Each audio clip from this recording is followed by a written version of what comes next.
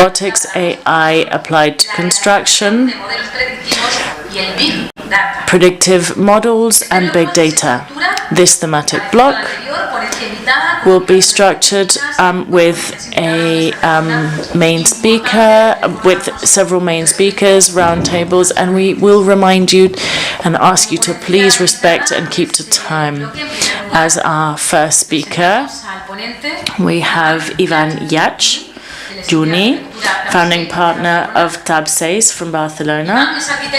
He's an architect and founder of the architectural firm Tab 6 Barcelona. His projects are based on the search for good architecture from a social, economic, and building and environmental perspective. He combines professional practice with teaching. He was also visiting professor at several universities, nationally and internationally, and associate professor of the International University of Catalonia Architectural School between 2012 and 2019. His projects have received awards and recognition in various international and local architectural spheres. And the title of his speech, Industrialized Construction with Prefab Elements in Concrete for Plurifamily Households. And I give you the floor, sir.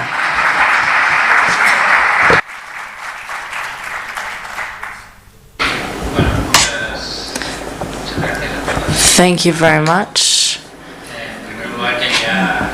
First of all, I would like to thank the conference organization and actually thank them for the time that they have provided us to talk and provide our point of view.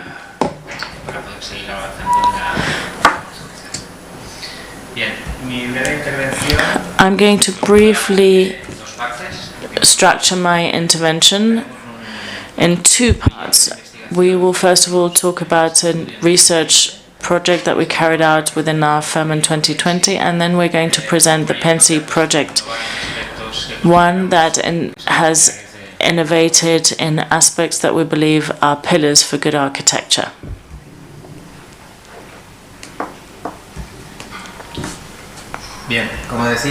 As I said, in 2020, together with the International University for Catalonia and Parabilial, the Association of Industrialized Housing Organization, we carried out a comparative study between industrialized concrete construction systems and traditional construction systems for high-rise buildings.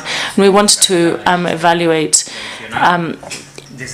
how useful some of the techniques were from an integral point of view, bearing in mind morphological, economic, and environmental aspects. For that, we carried out a fictitious project of two buildings, a lineal building and a tower building. On the first building was 12 by 47 meters, lower levels where we had commercial use areas, and 4 levels where we had different types of houses and flats. The second building is a tower, which has an underground level, ground level, and 8 floors.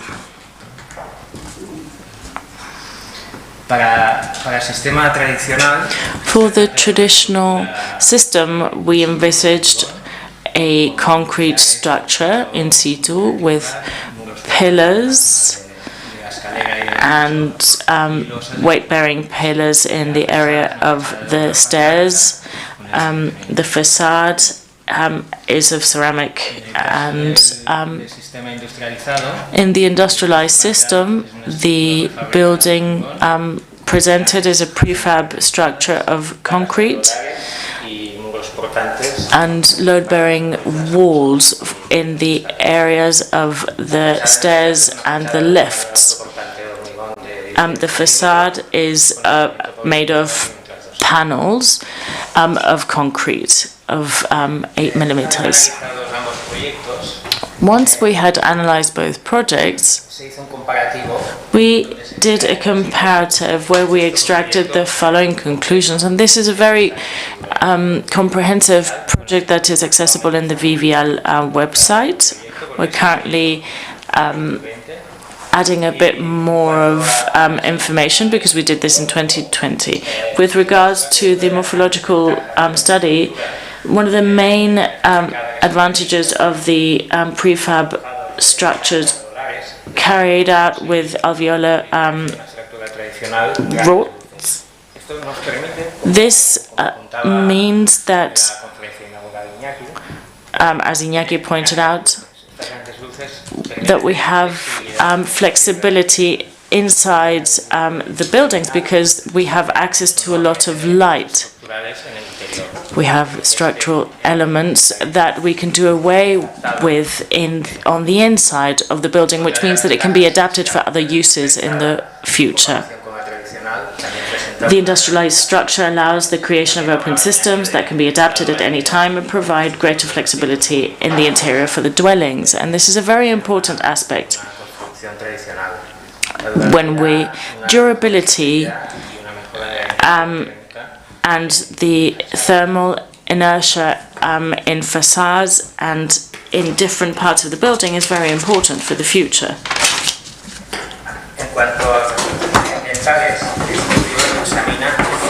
With regards to the environmental studies, what we did is analyze the life cycle of the different buildings in their construction phases, and we analyzed it in comparative tables, which allowed us to analyze elements like security and health and control of quality, which are very important factors in building. The construction of a structure and facade with industrialized systems that are produced in environmentally controlled areas provide a much better product. The risk factors of on-site construction are therefore mitigated. So the risk factors when we build in situ are a lot higher than when we build off-site. With regards to the environment, this study also demonstrates that there is a significant reduction in the environmental impacts in the case of industrialized building, especially with regards to the generated waste during construction, which are pretty much eliminated. In these tables, which are part of our comparative study, in the lineal building we see a reduction of 20.10% of CO2 emissions, a 15.11 embedded energy reduction, and a reduction of the 97.49% of the waste generated. In the tower building, it is even higher, the reduction.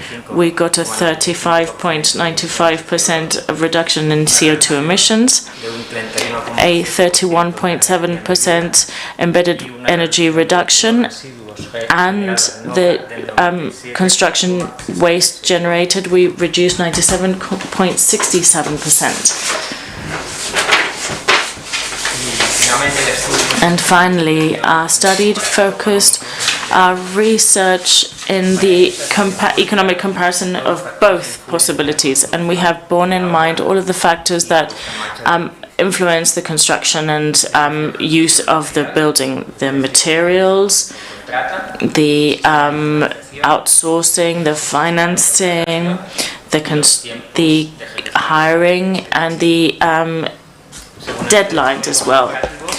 In this comparative economic study for the lineal building, the PEN is in 29.9%, and the PEG is 0.56% above the traditional building.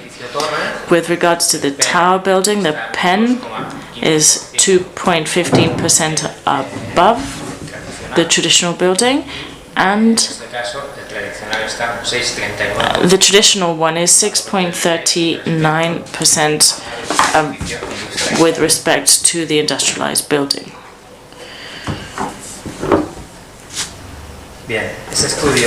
This study allowed us to really reinforce what we had already foreseen. This building constructed in 2019 is the first building carried out with prefab concrete blocks, and its construction solution is sustainable with the objective of minimizing the building deadlines. The execution time was 12 months, reduced the environmental impact, implementing a constructive process which was precise, clean and safe. This building is situated in a Hospitalet Calle Transversal. It's between two buildings, an industrial building and a housing building. It's 15 by 12 meters. It's got a lower level floor plus 3 floors on top. And this is a modeling of the structure of the building. And here we have images of its construction. We did it quickly, precisely and cleanly. The central nucleus, we have 20 centimeter concrete panels that bore weight, which also holds the staircase and the lift. And this staircase is a good example of construction in an industrialized manner versus traditional construction of staircases. We needed all sorts of construction aids. We needed to, of course, do all the processes there. If you construct this very staircase somewhere else, it was installed and assembled very, very quickly. As I pointed out, we have the central nucleus of the structure in both facades, that of the street and that of the patio. We have concrete pillars, 40 by 40, and structures that bear these alveolar plaques. One of the handicaps that we had is that we needed to do wrought iron structures of more than 25 centimeters, and the compression layer allowed us to reduce it to 22.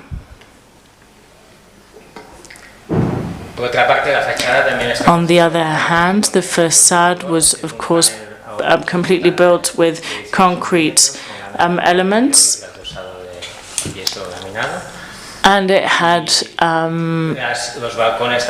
also balconies, which also were built in concrete.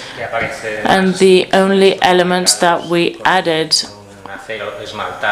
was the yellow elements that were made in iron, which contrasted a lot with the white concrete of the facade. This is the inside facade of the patio area, of course built with the same elements. I would also like to highlight the interior of the building, which also reflects this natural way of constructing in such a way that we don't cover the materials, but we let them show. The staircase, for instance, is made of concrete. The panels are also made of concrete and they weren't covered. The areas that provide, that allow the views are also included, and we used specific concrete blocks to separate the different areas, and they were also not covered up. It's a very natural and clean way of designing. We're in a building that is not hiding anything. We don't even have anything that covers, and that allows us to reduce our environmental impact.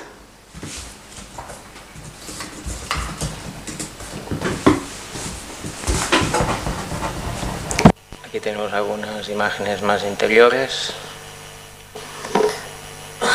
Y ya para finalizar, quería enfatizar I wanted to finish touching on the three aspects that we focused on the comparative study, which is really linked to the way that we design, and we think that these are very important advantages of working with industrialized systems in terms of sustainability. We have managed to reduce the CO2 emissions, reduce the embedded energy consumption, reduce waste during the construction phase, reduce labor risks, and of course the improvement of the thermal inertia in walls and slabs. And in terms of the economic impact, we have seen a reduction in the execution time, and this building was destined for rental, so that is also very useful. The maintenance also was reduced in terms of rehabilitation and substitution of elements. This is also quite important because the maintenance costs are lowered. The design of a building also has to bear that in mind, because we have to think about the building as a whole, and it starts at the beginning of the project, and it has to bear in mind all of these variables from the beginning. Thank you very much.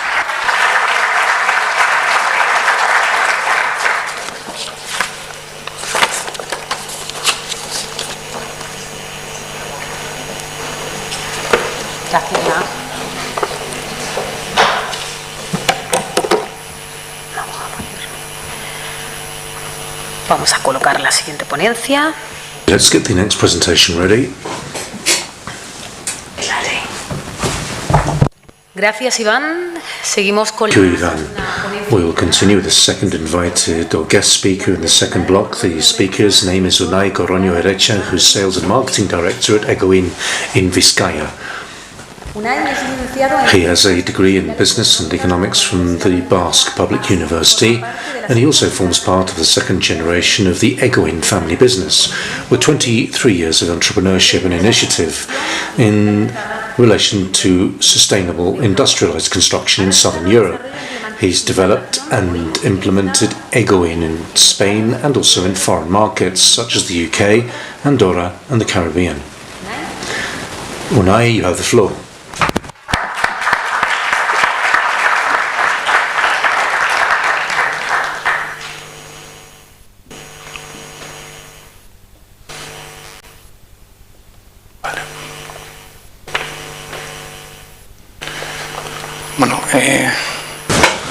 Good afternoon.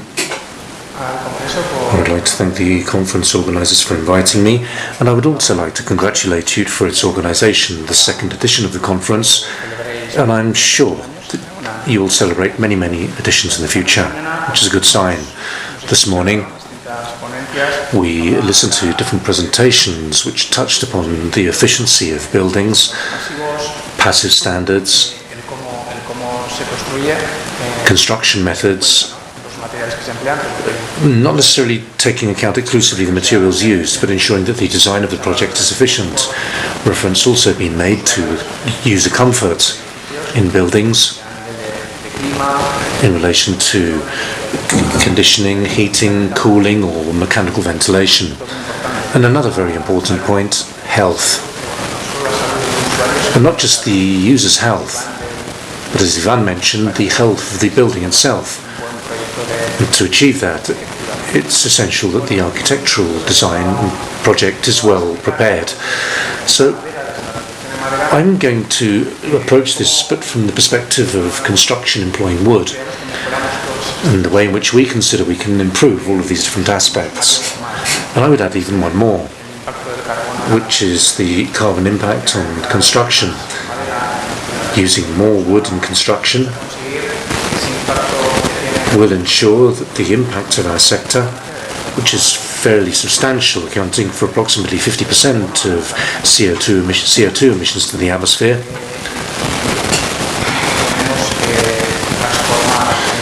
and I'd like to present the way in which we consider that we can help transform the sector.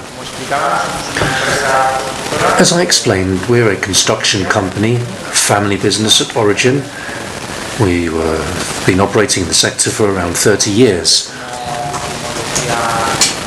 As I mentioned at the beginning, we also operate in international markets, and not just in Spain. So we've repeated projects in the UK, France, Portugal, as well as activities in the Caribbean. We cover the entire process, from forest management through to the cutting of the raw material, its drying.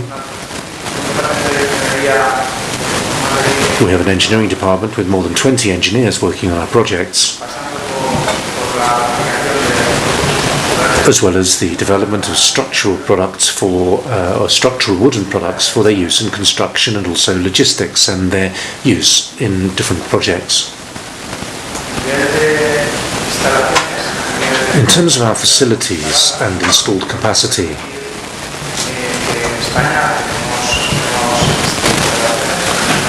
we have facilities in Spain, not just Egoin facilities, but also there are facilities of other companies that work in the use of wood in construction. So local wood, for example, can be used to build any type of wooden building. We have our company headquarters, the registered office, which is based in Vizcaya. In 2013, we set up a second factory for laminated wood, and we're just about to inaugurate a third factory in Lituano, in Vitoria, for the production of CDT. We specialize in each plan, industrial carpentry in Chitwa, the manufacture of laminated wood in Egoin, and the manufacture of CDT, of laminated panels in Abertia.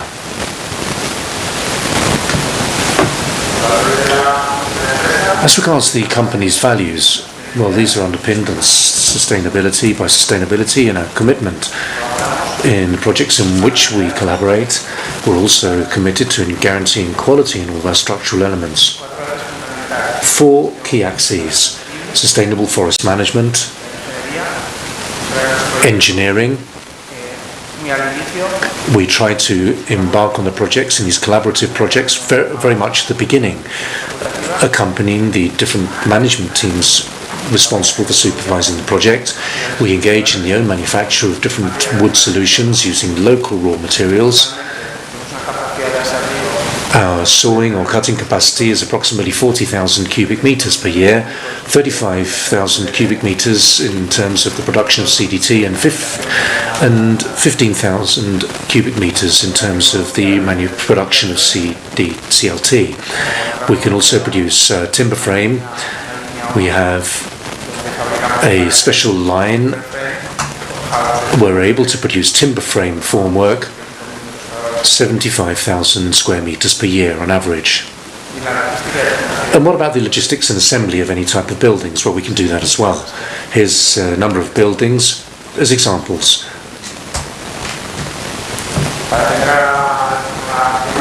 In order to cater for a growing demand for the use of wood in construction, over the last 6 years we've grown from being approximately 80 people. We have from 48 to 86 people in Egoin. And what about our soul, our spirit, which revolves around these axes in the economic, social and environmental spheres? This is not just done for our shareholders, but also for Egoin's employees and collaborators, and of course for our customers.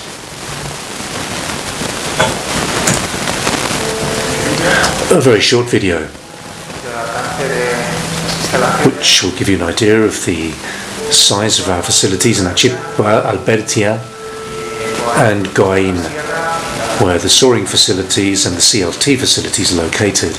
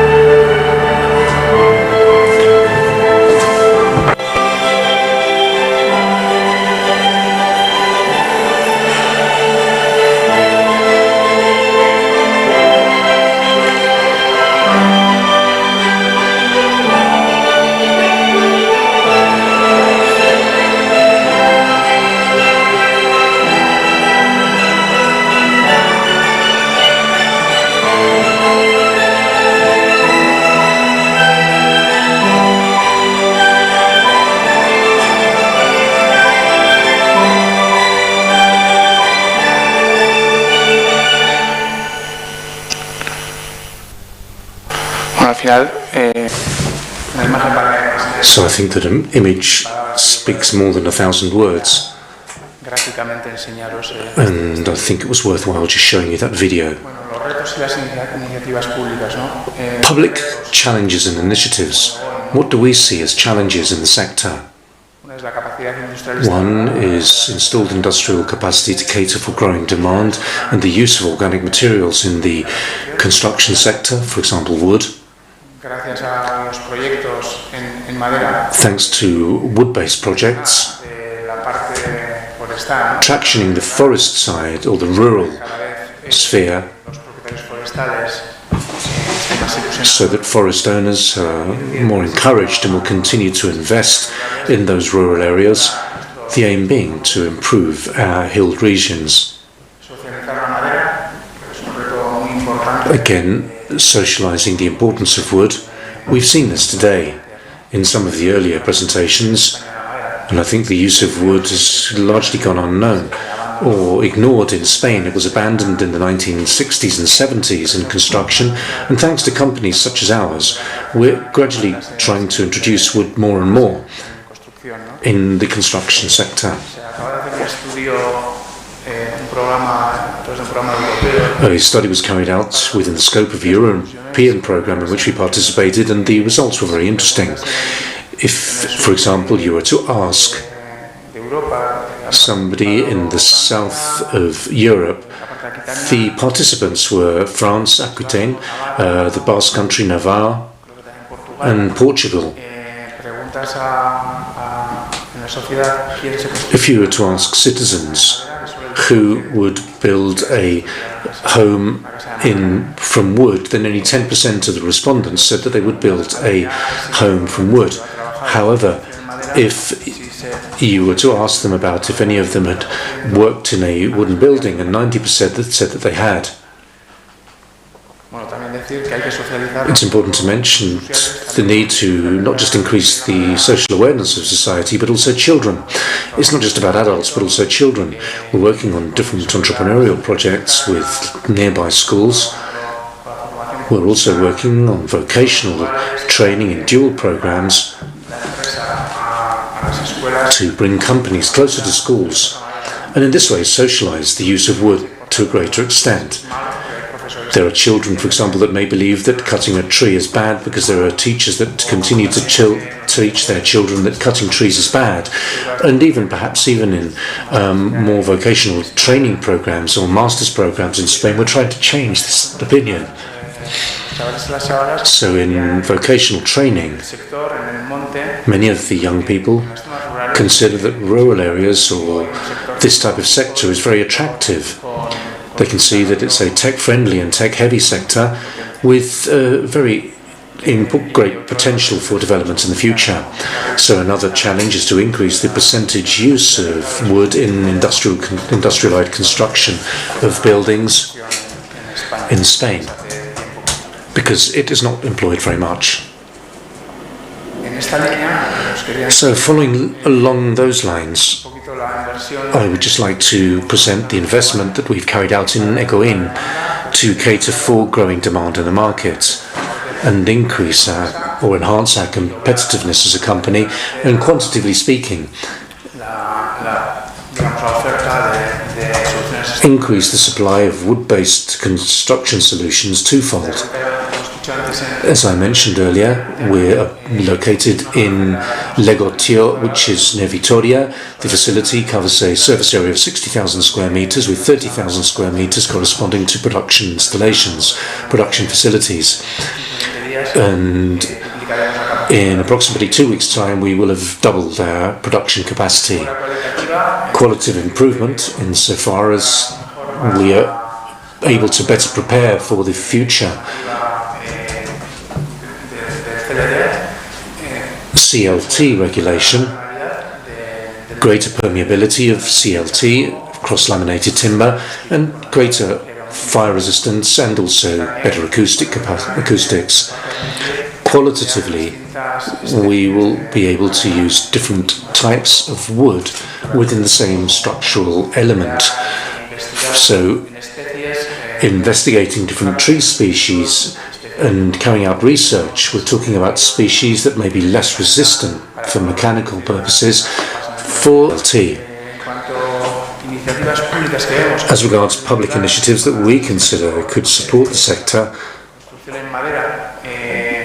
and help the wood-based industrial sector, which actually take into account the value of the contribution of wood to reducing the carbon footprint. There are different architects that would participate in this through different tenders, and also public initiatives or public tenders, which will enable investors or private developers to embrace efficient passive construction solutions with zero carbon emissions, and thus enhancing the buildability of these type of buildings or plots, and also benefiting from tax breaks in order to encourage the use of this type of material. And on the public side, in relation to social housing, the idea would be to continue to promote new investments in public housing based on high or stringent energy efficiency criteria, which will improve the environmental impact and also the social impact, because we consider that both of those objectives can be achieved at the same time. And finally, the core, the nitty-gritty, what's really important. We have to promote sustainable forest management in each district or region with raw material. I know that I had to skip through this very quickly. I only had 15 minutes. But before I stop, I would like to show you some photos of different projects which will show you that it's possible to build any type of building out of wood. From a social centre, this is one in Barcelona, where the entire building has been made from wood, 4 floors, and even the external cladding is made from wood. And this is also accompanied by a specific type of treatment so that the wood will improve its fire resistance classification. And you can see that the assembly process is a fully industrialized process, which helps achieve important sustainability objectives with isolated thermal capacity, with this incorporated well, and also solar panels on the roofing. The priority that's given to the roof and the interior is very significant, leaving a lot of structural wood elements visible. As Ivan, our colleague, mentioned, these type of prefabricated staircases, in this case made from wood, these are then transported and installed directly on site. Well, this office building, which we've just handed the keys over in Barcelona, it's one of the largest buildings in Spain currently made entirely from wood, well, leaf and priam. And it's been constructed entirely in Barcelona. It's this building here. You can see the construction process. It's a hybrid system. It's not a pure CLT system, but it also contains CLT laminated porticos, horizontal wooden planks, CLT planks, and also a type of exterior facade wall which has also been manufactured from wood. And this video gives you an idea of the construction process. It's very, very quick, of course. I'm showing you the video. Another headquarters, Nature Clima, certified with the Passive House standard in San Sebastián. Or the Green Impulse, another emblematic building which was also certified with the Passive House standard in Lugo, using local raw materials from Galicia. And it was also manufactured in Egoin. And there's the finished product. And then some simple family homes. You constructed making industrial maize using these special wooden cornerstones.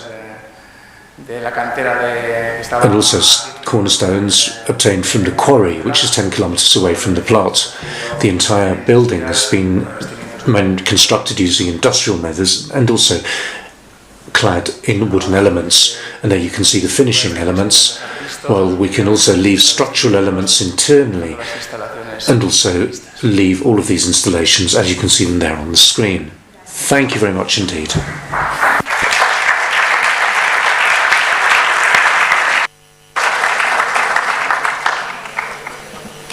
Gracias por vuestras intervenciones.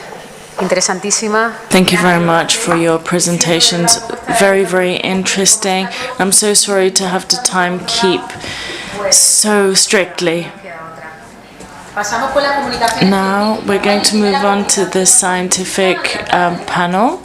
The first presentation, wood concrete composite products for low carbon housing, an option for the future. Antonio Gallego Molina from the University of Granada. Antolino, sorry, I give you the floor. Me han dicho antes, no te equivoques que es Antolino, no Antonio. Yo, R, Antolino. Hay que reivindicar un nombre que es totalmente diferente, Antonio. ¿No? Da igual. Da igual, ¿no? Ahora pierdo yo el tiempo con el... So, I made a mistake with your name, Antolino. It won't happen again. No se ve. Unfortunately, we can't see my presentation. Yes, let's see. Good afternoon, ladies and gentlemen. It is an honor to be here in the second edition of this international conference on innovation and sustainability in social housing of Andalusia, and also in my university, in my technical school, where we actually follow the process of innovation and research for new products very closely. And that is what I want to talk to you about in this presentation, which really brings together the two presentations that we have heard before, Ivan's and Unai's. One that was talking about the prefabricated concrete, and the other one, the industrialized wood production. If I asked you a general question with regards to the beginning of the forest fires season here in Andalusia, if we asked a question to to builders or to someone that's going to build their own house, if we asked them what you could do or what could they do to fight against forest fires in their region, in their village, and really we couldn't really foresee their response. They might say, well, I would help in putting out the fire. But to put out fires scientifically proven, we know that we need to use wood for building, because we get rid of fuel from the actual mountains. We push forth the growing of new trees which are younger and allow for the putting out of fires quicker. We have a social responsibility and environmental responsibility in the decisions that we make to stop forest fires.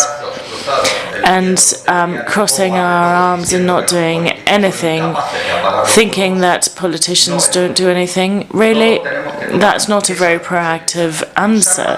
We must be proactive, and using wood and construction, together with other materials, seems to be the most useful scientific option.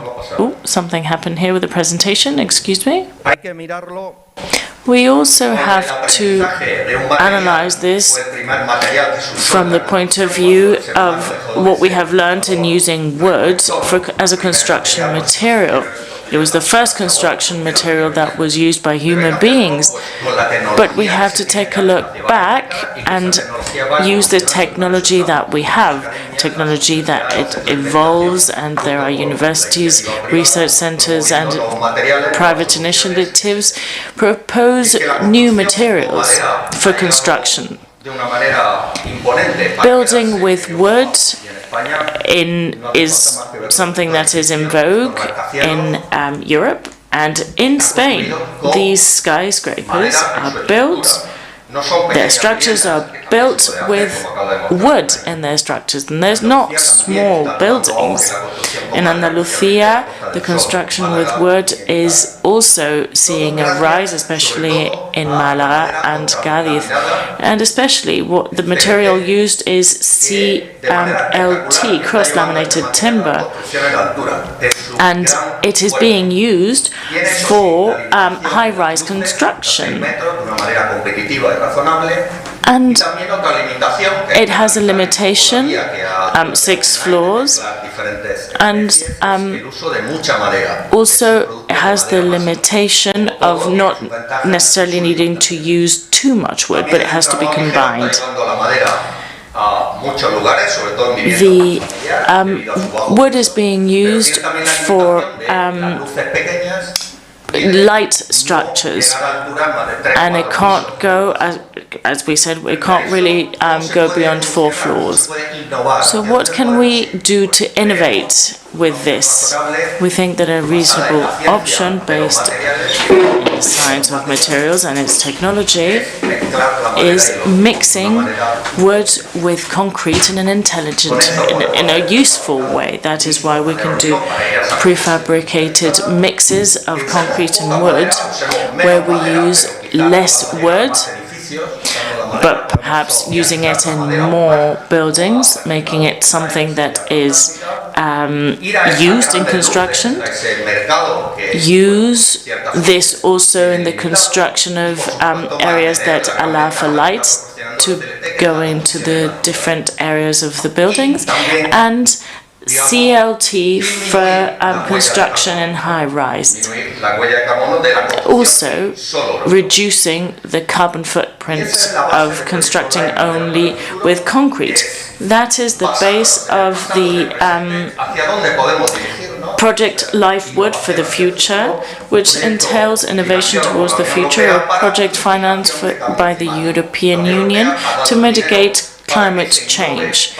The funds have been provided for the innovation and to try and diminish the effects of global warming and try to reduce it as much as possible. It is in this light that we are developing two products. One that values local Andalusian wood, in a product that is a laminated wooden beam using different ways of joining it, glued together. So we have the poplar in the center, which is a much lighter type of wood. Using this type of wood means that we can use poplar that it grows in Granada, that is locally sourced, and also that diminishes its the population of poplars that we have here. And also we would have on the top of this beam pine. So the use of local wood means that we reinforce the development of rural areas that could grow this type of tree, and we would have a more resistant and lighter product to create beams. We have the scientific data here where we actually analyzed if we broke these beams, what would happen if we had beams only of pine, beams only of poplar, or beams of mixed. And here we have the results. We would need 15,000 megapascals if these beams were only made of pine. If it was only made of poplar, it would only require a much lower production of strength, because it would mean that because this type of material is very malleable. However, using both, we get the best part of both worlds. So a prefabricated mixed product of wood and concrete, we would get a highly resistant product, which is very good for structural areas. It is lighter than concrete because it uses wood. It is valid for areas in high construction, and we're not only using wood, but using concrete means that we can step, for instance, on concrete, but we can use the underlying structure built in wood. It is a prefabricated structure, and it provides acoustic insulation, and it can be industrially prefabricated.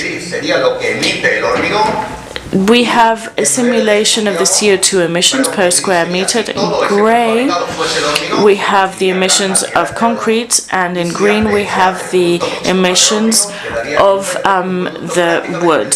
And if we combine both of them, we would have a zero carbon footprint, which means that the concrete provides the resistance to compression and the wood provides the reduction of the carbon footprint. The key of this product is the connection between the two of these. This, of course, is supported on research and numbers. The project is going to develop both of these products with CE labeling, and in collaboration with a company of technological base, which is called Iberolan Timber and Technology, in spin-off of the University of Granada, who intends to commercialize these two projects and serving itself with local timber. The building of that the regional minister pointed out to the building that was going to be built here for young people is going to use timber of local sourcing. So this is going to be a spin-off of the University of Granada that intends to revive the local sources that could provide wood, because the mountainous areas of Spain would be revived, and that is important because they're almost uninhabited at the moment. This helps us to fight against lack of population. It helps to preserve the mountainous areas, and the responsibilities that you have as architects, promoters, constructors, universities, we all achieve many objectives by using wood. This spin-off is quite a singular company in the south of Spain, but we have the resources close to us.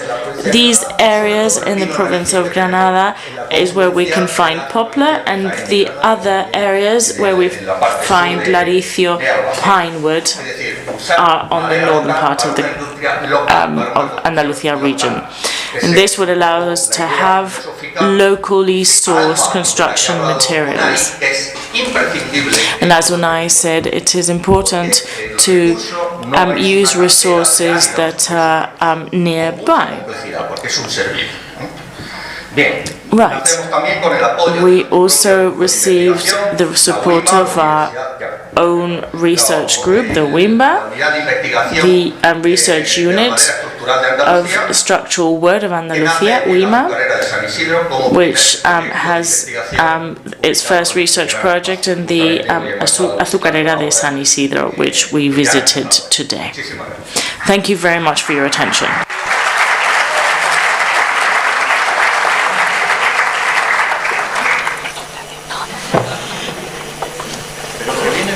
Le perdono porque le he llamado Antonio. And I apologise. I called you Antonio and I got your name wrong, and on top of it I told you that you had to wrap up your presentation. I have to insist on the time allocated because I feel very bad about having to insist that people cut their presentation short, but there's no way around it.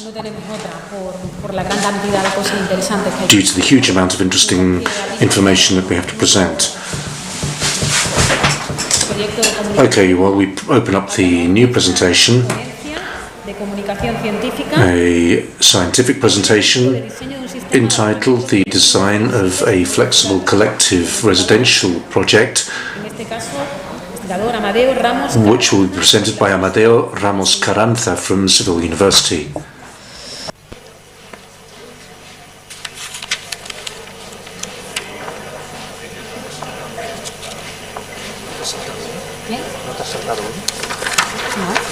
No, porque esto no lo vio.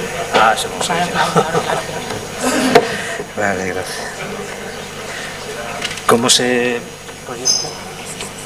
¿Está puesta? ¿Es esa, Vicente? ¿Es esta o no? Sí, vale. Sí. Vale, pues nada. Buenas tardes. Good afternoon. Firstly, I would like to thank the Congress organisers for giving me the opportunity to very briefly present a research study that is currently still underway. The title of my presentation is The Design of a Flexible and Modifiable Collective Housing System. This is a research project with the participation of other people or more people than are named on the slide.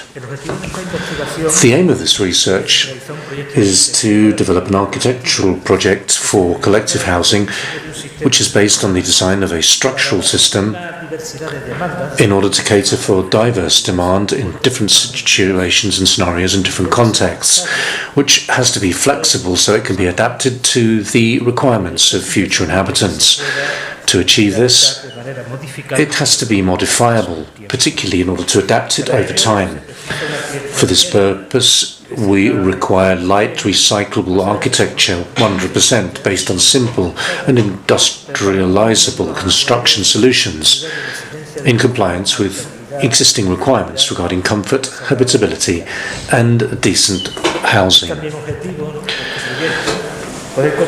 And following this aim of the project, we can also help to address climate change, which is also encompassed within the SDGs, and also hopefully work towards nearly zero consumption buildings, incorporating materials with low environmental impact. For this research, we developed a methodology which is fairly standard in architectural projects. On the one hand, given the state of the technology, it responds very much to objectives defined by other architects and researchers, and there are certain architectural precedents corresponding to prefabricated light housing architectures based on the use of lightweight prefabricated systems, which responds to different user demands, economy and flexibility in each situations. These are the different concepts that we addressed, and these actually date back to a decade in which it was felt that prefabrication could be one of the major solutions to the housing problem. And we took a lot of interest in the definitions that were developed by Richard Lewin Davies on socio-technological environments, which corresponds to the ability of prefabricated architecture to generate areas of identity without causing rejection of new technology construction processes.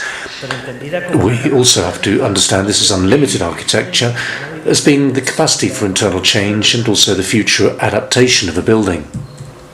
In 1950, Gerard Kuhlmann also developed his idea of design range, which means that a building as a flexible spatial structure reaches its most suitable condition when the number of elements is minimal for a high number of combinations.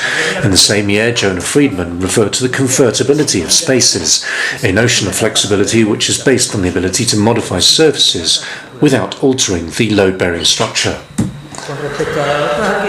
As regards other previous architectures that we are probably familiar with, we took a lot of interest in the work of Jean Prouvé, particularly his central core prototype, due to its dual solution of providing this load-bearing central structure and also free and variable architectural styles. The architecture developed by the Keck brothers, the Future House dating from 1933, creating a space around the facade where different functions could be performed, and also the interior space, thus enhancing the typological convertibility. Similar solutions were tested by Norman Foster, which were technologically more advanced, in which formwork was considered to serve as a technical space that could be monitored for different functions. And finally, the urban system developed by Eckhard Schultz, which considered that the architecture has a broad sphere of design similar to that presented in the 1950s by Kalman. The results of these different research projects has given rise to a 100% recoverable, flexible and modifiable system, which has been designed as a basic building prototype. It's almost like a minimum element as from which it would be possible to develop upwards and also with other types of horizontal configurations, comprising 14 modules, each measuring 120 by a system which combines criteria that have been analysed with central bands and also load-bearing facades, but also the possibility of developing other functions and also for configuring living spaces. The other basic building prototype can be used to develop up to 7 types of buildings which will actually provide 45 possible combinations of the same building. They're not just recyclable, these products and materials, but also the typological types. This image that we're showing you is one of the combinations that have been studied and the way in which buildings can be transformed according to their typological variability. Their spatial organization and function could be similar to this scheme here, in line with this system of central and perimetral bands. The central one, which enables the passive conditioning of the interior and also the inclusion of clean energy collectors. In the central area, the water-based systems, community systems, vertical installations, duplex communications, community communications, energy collection systems, temporary accommodation adjustments, for duplexes or divided sections. This has also been confirmed in the design of one of the 45 possible combinations, highlighting that all of the homes are adapted to the building requirements established in the regional government of Andalusia, in conformity with universal accessibility criteria, so that the buildings are 100% adaptable. It's not just the question of adapting a bedroom or a bathroom. This concept of universal accessibility is a sustainability concept. As one of the first references stemming from this research, we can highlight, for example, the presentation to the Spanish Patent Office of the design which is currently pending authorization following external examination and the substantive report. This can be, we'll have to see exactly what the result of that is. We're currently modeling the system. We obviously have to verify the system to determine whether we've managed to fulfill the principles relating to the architecture and research that was carried out in the 1950s. Efficiency, optimization, the transformational study of the translational study of the structure. We can say that the initial results of the research point to various hypotheses whereby it's viable to develop this type of system which offers this type of variability, and we can also use products that are respectful, environmentally friendly. And this system can also comply with the convertibility and habitability criteria, or also a range of eliminated architectural design as promoted by Kalman. And at this stage, we're currently studying the existing market in terms of the use of industrialized prefabricated materials, supported by sustainable criteria, life cycle, the 2030 agenda, all of these things which will gradually allow us to incorporate the design of this prototype in our work. We also seek diverse options so that we're able to create architecture which will be accepted by future inhabitants and which is in line with social technological environments. We're also pending the response from the sector. Companies that will be able to support this project and take advantage of the benefits and opportunities of the circular economy and also improve the development of local production. Thank you very much for your time.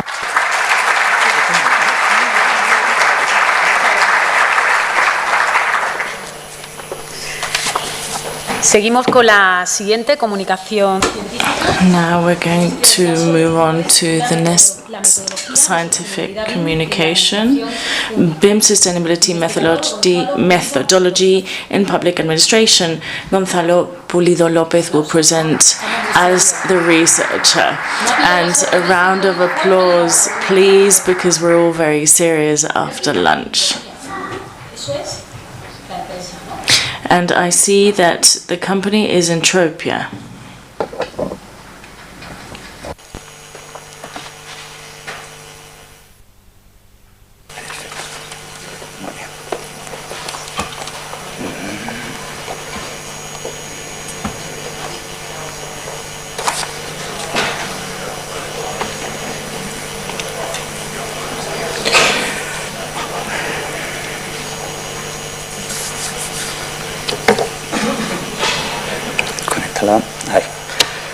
Muy bien, pues buenas tardes a todos. Quiero dar la... Good afternoon, ladies and gentlemen. I would like to thank the organization for creating this conference, for allowing us to share our ideas, actually. We're going to talk about BIM sustainability methodology in public administration. We're going to analyze success stories and our proposals for improvement. I'm Gonzalo Pulido, and I am the project manager of Entropia and Edding Marketing Engineering. The research that we carried out stems from three projects that we carried out for Avra, a project in Seville, in Camas, 36 social housing, 18 in Moreda and Granada, social housing, and 10 in Alpujarra, Granada, and social housing. We have created all three projects in BIM, and the building that we're going to analyze is an energy improvement project of 10 dwellings in Alpujarra. The project is part of the Sudoy Energy Push project of an Interreg program of the European Union, and the interventions are in thermal insulation and site in the courtyard of the interior and cladding of the housing. And insulation of the roof. The carpentry had been changed in previous intervention. For the gathering of data, we used point cloud technology, and we needed really a lot of information and technology to be able to generate the digital technology. The technicians of Abra created the whole project in BIM, and all the information of the constructive elements were available. You can supervise the model and select it. We have access to the information of the dimensions, the plans, the sections, and we can also supervise the model visually, analyzing each of the elements. The green ones are what are used inside the courtyard. Then we also generate the plans with all of the surfaces, and we have specific data from all of the information that we gather. And this BIM technology was very useful for the certifications, because we could understand what we needed. The element in red were the old elements, and the element in green were the new ones that we created, and all this has been measured and created by BIM technology. We also carried out energy certification, which the indicator starts in E, and we managed to achieve a C. The SUDOE program requires that we install temperature, CO2 and relative humidity sensors, as well as a control panel that sends all of this information via Wi-Fi. This information is gathered in a website using SCADA, and daily we gather the temperature, the CO2 and the humidity every day. The results that we have after the analysis of these three housing areas, we have the same problems in the three buildings, but BIM allows us to create information for the public tendering processes. BIM, as a methodology, uses a basic premise that the effort of the whole project should be done in the early stages of the project, which is not something that we are used to doing, because we tend to leave it till the end. In the rest of, in the next step, we study the tendering scheme, which is based on the project phase and the contractor phase. We initially tender the BIM consultancy, and then the next step is the BIM contractor has to redo the drafted project. They have to include it within BIM anew. In the construction phase, we have two new tenders. One, BIM consultancy, that has to redo the project, and to the contractor for both. And they both have to reanalyze the project and prepare all of these changes. As the work progresses, the BIM models are modified and updated, and generally it's disconnected from the project that drafted, and this perversion of the project work model is what causes duplication of tasks and documentation, which really is something that delays all the process. Having analyzed all of this, what we propose is, on the one hand, eliminates the duplicity of BIM consultants, so that they are only included in the project phase and that they can continue throughout the rest of the phases. The second step is that the tendering process for the BIM consultancy be done before the project is presented, so that they can help throughout. And three, which is the most conflictive one, is that the contractor phase be done in the project phase, because they could help with documentation and making decisions within the project. And as a conclusion, basically, is that what we do with these changes is implement the BIM methodology, so that all of the agents be included in the project in the early phases. And what we achieve, on the other hand, is gain time that can be used in the construction phase. All of the BIM methodology used in BIM is aligned with the Sustainable Development Goals of the 2030 Agenda, and the tools that we have to develop this are Limbrium and Sustainable Development tools, which are sustainable seals or sustainable certifications. These have to be used while we are developing the project, like the HULC seals, and they provide us with strategies that we can also use throughout the project. It is also important to monitor sensors, also proposed by sustainable practices, and they're going to be very useful to make decisions in the planning phase and choose the right project. They will help also to justify projects to interested parties and community. They will help to communicate the total value and benefits, and also to help with the permanent value and reducing costs. As future lines of action, we propose incorporating all of the tendering processes for rehabilitation, a technological aspect which includes sensors to measure. We also would require a technical team that is able to read and interpret the data, carry out a register and control of all of this data, create a catalog for our interventions that can be a guide for professionals and technicians, and organize this in a way that it can help other Andalusian agencies. Thank you very much for your attention. I would like to thank my colleagues Antonio Cornejo and Antonio Martinez. This would not have been possible without the help of the technicians of the provinces of Seville and Granada. Thank you very much.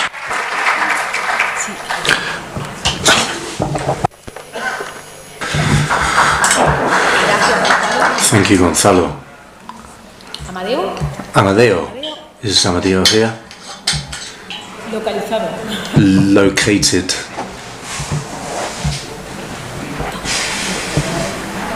Dáselo a Amadeo, por fin, que viene a recoger el móvil por ahí.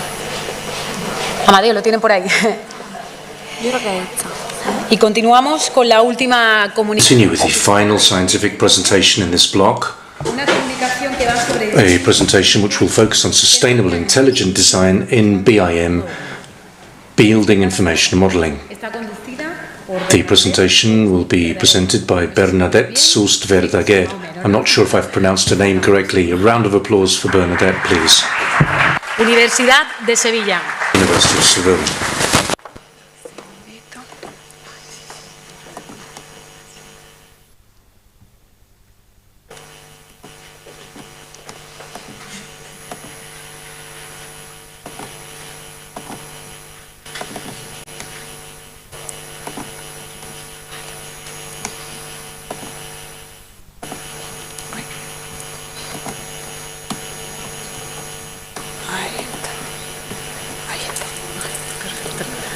Bueno, primero que nada, agradecerles. Well, firstly, I would like to thank the organisers for giving us the opportunity to present this study orally. For me, it's a great honour to be here at the conference this year, representing the research team from the University of Seville.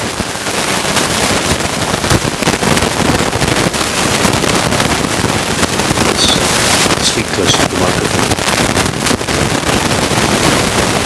I apologise, but I have a little bit of a cold, so my voice is a little lower than it would normally be. So anyway, as I was saying, I'd like to thank the organisers for giving us the opportunity to present this study. And given the studies that have been presented in this block, I think it was also worthwhile reflecting on the different topics that have been presented. And I think that this presentation will help us to let's say, finalize this section, we've also talked about the measurement of the carbon footprint and the importance of using low CO2 emission products. We engage in the development of tools, of BIM tools, digital tools, which can help designers to take better decisions during the design process. So I feel it's fairly interesting, and it's good that we've been asked to wrap up this module. And I'd like to present some opportunities or possibilities that we are working on. We've also worked with AVRA, and we continue to work with AVRA through research projects which gradually evolve in each of these different topic areas. Well, just to give you a very quick introduction regarding life cycle assessment, which has been mentioned earlier, and this is something that we should all become very familiar with, because the carbon footprint and the measurement of that footprint is so important today. Everything that is a result of human activity and its impact on the environment should be more familiar to all of us, particularly in relation to scientific methodologies that seek to measure these parameters. And I always like to show this image. It provides a closer insight into the methodology, the reduction of emissions, the reduction of the impact of a given product in the environment.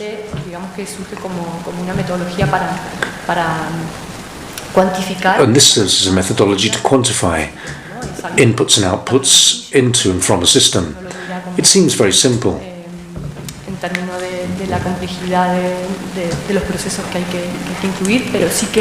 Given the complexity of the processes that have to be included, but internally it requires rigorous supervision and follow-up of all of the steps to ensure that the data obtained are valid.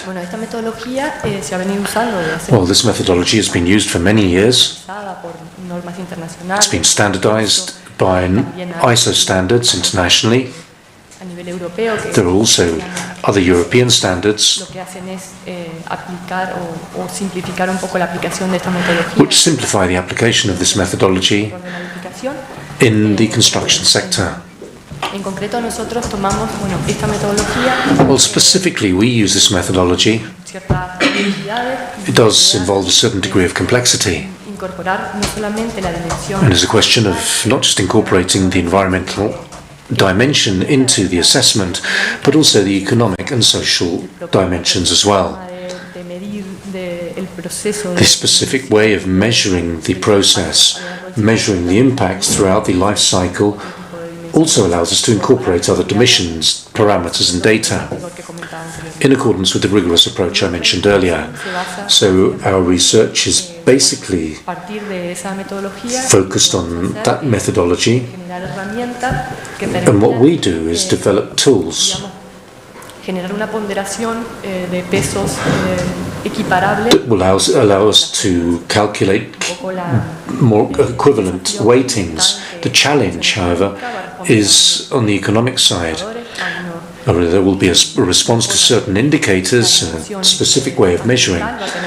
The environmental dimension will also be accompanied by specific parameters or indicators. In this case, on the economic side, we will measure in euros. On the environmental side, we will measure based on CO2 emissions, and in terms of the social dimension, it's hours of work. This methodology itself is extremely complete because it allows us to measure sustainability incorporating these different dimensions, but it's accompanied by the challenge that they're not intercomparable. And that is where the challenge lies.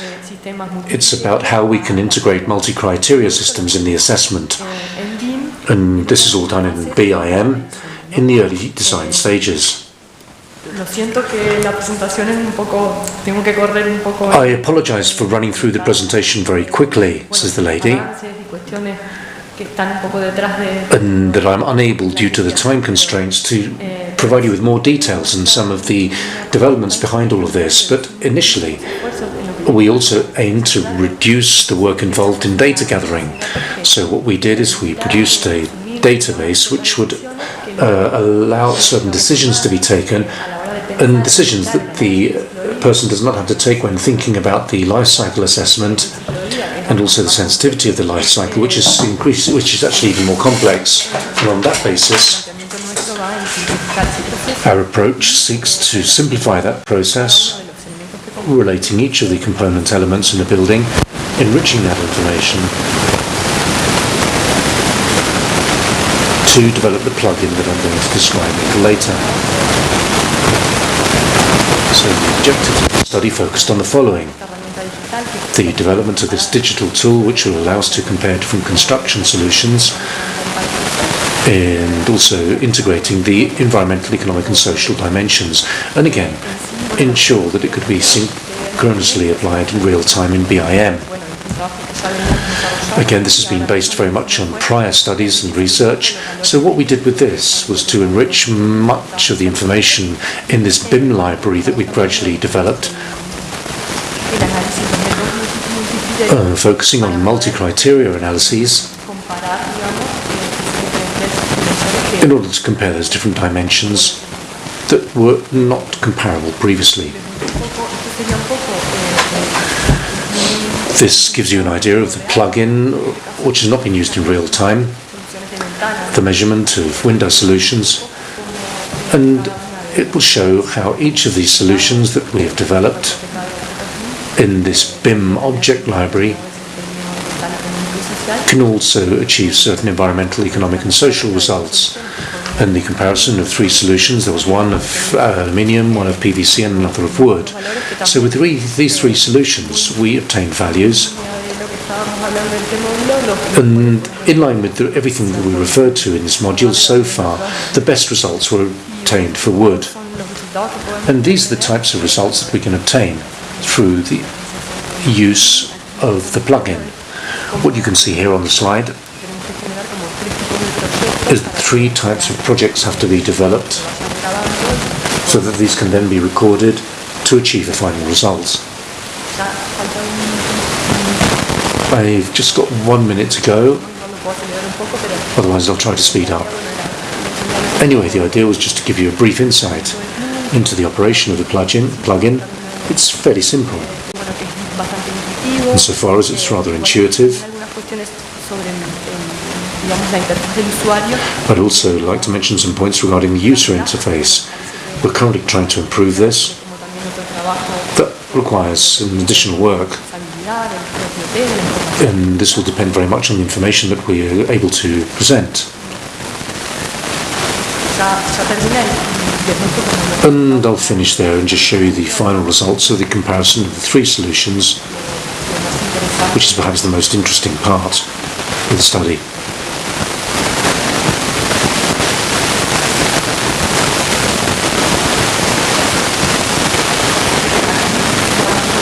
The final solution, which is one that we're also developing, in this case wood,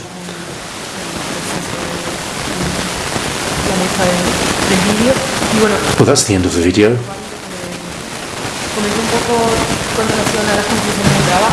And in terms of the conclusions of this study, I mentioned that it's still under development.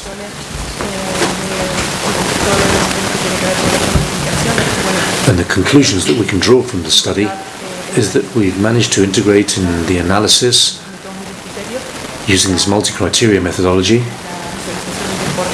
We've also been able to provide real-time viewing of the results. And as regards future research and development, it would be important to enhance the value that's been obtained with these results using other types of solutions in building envelopes, and in this way have a larger library based on the assessment of more homes.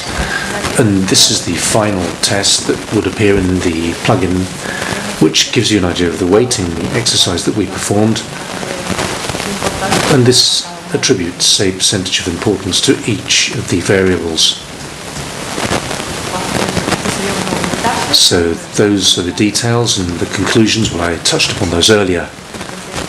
And I apologise for going over time a little bit. Thank you very much for your attention, and I hope you found it interesting.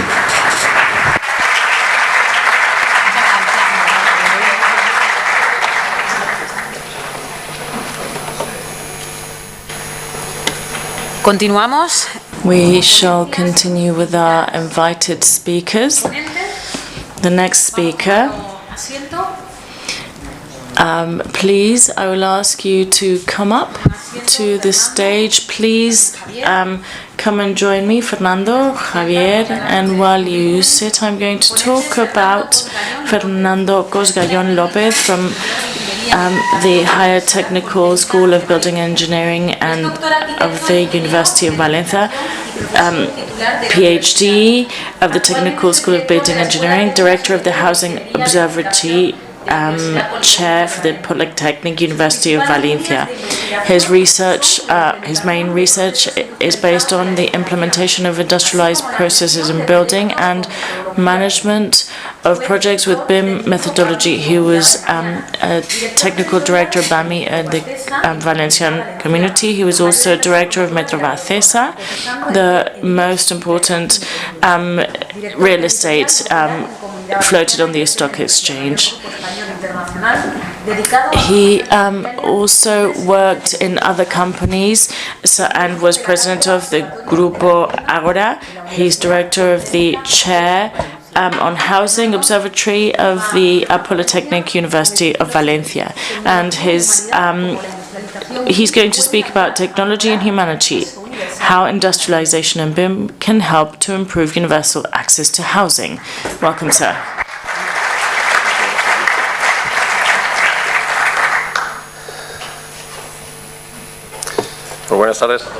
Good afternoon, ladies and gentlemen. Thank you for the opportunity to be here today in my school and in such a beautiful place as Granada. Content has been fantastic, and I thank Juanma for the opportunity to be here. And without further ado, I shall start. What you see here is the fruit of a research carried out with students. There was a terrible explosion a while ago in Bata in New Guinea, and they almost destroyed the city. And so the students were asked to build a house for an emergency. What materials they were going to use? Evidently, it was going to be wood. And with what type of wood? The wood that you would see here is the one from the forests of Teruel in New Guinea. It would be carried out with locally sourced wood. Our students designed and produced altruistically and super motivated this structure. I don't know if it's as evident to you here, but in the Valencian community, we really are living in emergency because we don't have enough housing. This is information from the Observatory of Housing. From 2019, we have been telling our public administrations that we are in a situation where we need to act. And administrations have ignored this call or this cry for help. Here you see the number of new housing for sale in Valencia. And it's very difficult to know how many houses and how much property or real estate is being sold in a place. And really, the difference is that the people that include houses or properties in a selling portal, a real estate portal, the prices are those that the owners wish to get. But here we did an analysis and a comparison of new constructions. Basically, what you see here is how the number of real estate promotions existed and how they are decreasing. We see that there is a drastic fall. And what about the price? Well, what happens in all markets? The price increases if there is little offer. So we got to a point where we are in an extreme situation. What's happening in the last quarters is really driving us crazy in our chair, because we analyze the two parameters, the offer and the demand, and we do this analysis very carefully, and we project from the results, analyzing 40 transversal indicators that include the use of the port and the movement in the port, the use of buses, the healthcare and pediatrics attention. We analyze all of this to understand the real demand, and we have an indicator that has become statistically, well, it's the most weighty indicator, which is the fact that the offer is so low that demand has gone through the roof. So the price of housing, if it's private, has gone crazy. We should have done something many years ago, and I really enjoyed today seeing the projects that were presented from Bilbao, from Pamplona, and in different autonomous regions. And we're a little late to take action now, but right now we see here in this chart the average price of per square meter. We have even 7,000 euros per square meters. We have nothing below 2,500 euros per square meters. This is the Valencian metropolitan area with more than 2 million inhabitants. Sadly, this is not something that's happening only in the city. The metropolitan area absorbed the impact of the lack of housing offer in the city. And a few years ago, and I urge you to come and visit Valencia, what we did a few years ago was understand the parameters. So if somebody wanted to live in this part of the city, how much money would they have to earn? What does 400,000 euros for a property imply? We started to link it to the income that someone would have to have. And it has been very interesting. And this is before the interest rates increased. Now, things are really getting out of hand. With regards to offer in rental properties, we have had months, about 2 months ago, where the 68 neighborhoods of the city had a rent price that was higher than what you paid for your mortgage. This situation is unbearable. So what happened to second-hand properties? It has decreased, the offer has decreased, because facing such rental prices, people don't no longer sell, they rent. And with the new law that was implemented, or that is going to be implemented, this is going to be affected even further. And we're not going to see an increase of the offer. What I wanted to really point to with this is the different options that we have when we want to build something that is affordable. But we have many conditioning factors, and they don't only apply to the Valencian community but to the whole of Spain. What we see as conditioning factors are, on the one hand, the construction costs, which have increased disproportionately. No one can bear the increase of prices that has happened in the last 3 years. And the materials prices increase, and therefore the price of housing has to increase. The lack of specialized workers. So I have I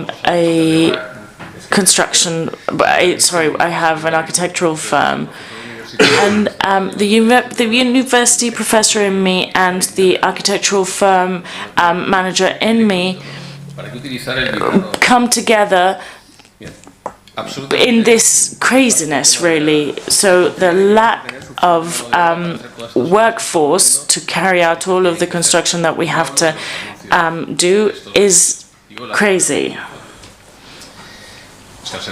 We also have lack of materials. The model that we depended on, that we had created, meant that we could move materials from very far away places like China, but this shortage of these materials has had an impact. If we put all of these elements together, like I say to real estate promoters, you have to be very brave to decide that a project is viable. Then on the side of demand, there's very, very high demand. But let's not go crazy and think that demand has a lot of possibility to buy, because salaries are what they are. And sadly, we can't do much to increase them. The social segregation that we are seeing is very drastic, and we are seeing interventions in properties that yield very strange results, because social housing has to be an integrating element. And we must be careful. I have quite a lot of connection with Latin America, and they there have favelas, and I'm in contact with them because of a PhD that I'm directing that is about favelas, and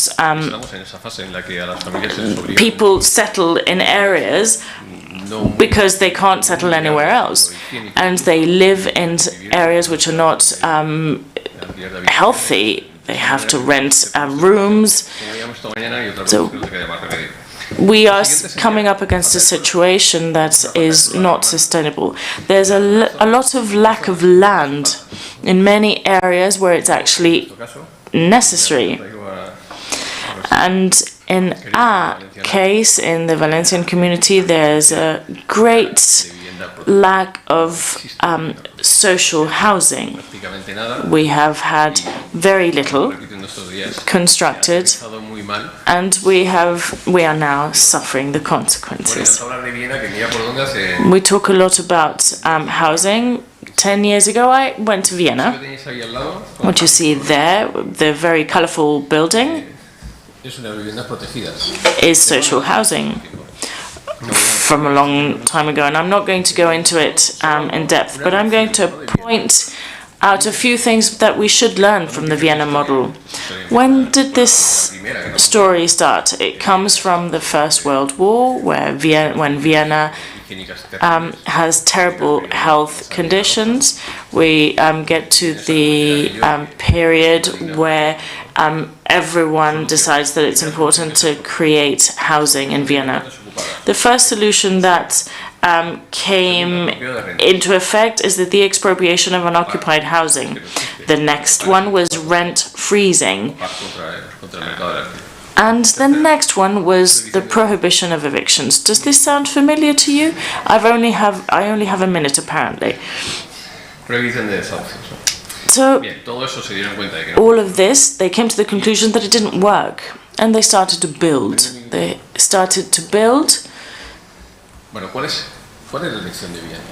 What we need to learn from them is that 80% of the people that live in Vienna are candidates to live in social housing, even if you have a salary of 50,000 euros a year.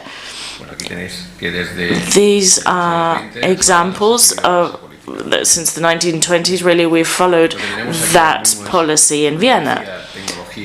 Why did I talk about technology and humanity? Because there are tools. This is the other part of my professional career. We are creating industrialized buildings which allow us to see, we reduce our execution time by 50%. It costs 30% less, and we produce 40% less of waste and emissions. We also manage to get quality workforce in an environment that people want to work in, even ladies as well. Perhaps women will be part of these projects. BIM, we have used it, and the project that you have just seen that we have executed, we use it for the analysis of all of the parameters, because industrialized construction is possible when we have digital modeling that is perfect. In our school, we have a printer that prints houses. Robotics will allow this to happen. So there are ways to make construction and building efficient using graphene, using wood, SATE for renovation in buildings, and we have AI. I use AI for my construction projects to understand and visualize what I'm doing. And then moving on to the next, what we propose is sustainable prototypes. And we can use sustainable prototypes by using BIM and industrializing it in social housing with the amount of land that can be used up. We can produce in series, and it doesn't have to be ugly, prototypes that integrate, so we have a mix of incomes, harmonization of social housing regulations. And sadly, I'm surprised by the regulations that we have in this country. We should have a government-packed agreement. We need to learn from the different autonomous regions.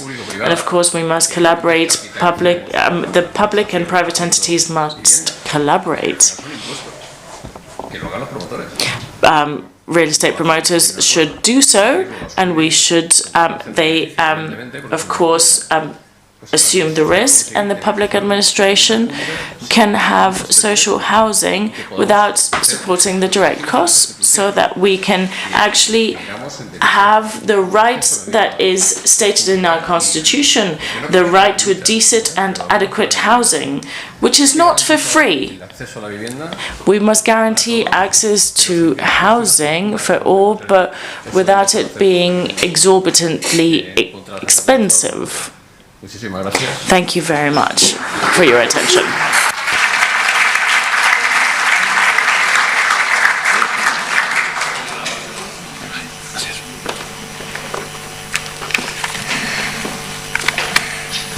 Segunda ponencia. The second presentation in this block will be given by Javier Terrados from the Technical Advanced School of Architecture at the University of Seville. He has a PhD in architecture and also a professor at the Advanced Technical Architecture School in Seville since 1988. He's been guest professor at different international and national universities. In terms of his work as a researcher, we can highlight the prototype of disassemblable property for temporary workers in Cartaya. He's also worked on Solar Kit Patio 2.012 for the international competition on sustainable building decathlon 2010-2012, winning different partial awards and the second general award or prize. His projects have received different awards, prizes, the 2005 National Prize, the 2005 National Prize of the National Association of Architects in Spain, and also one of the main prizes. The title of his presentation is Industrialization in Housing, Form versus Reality.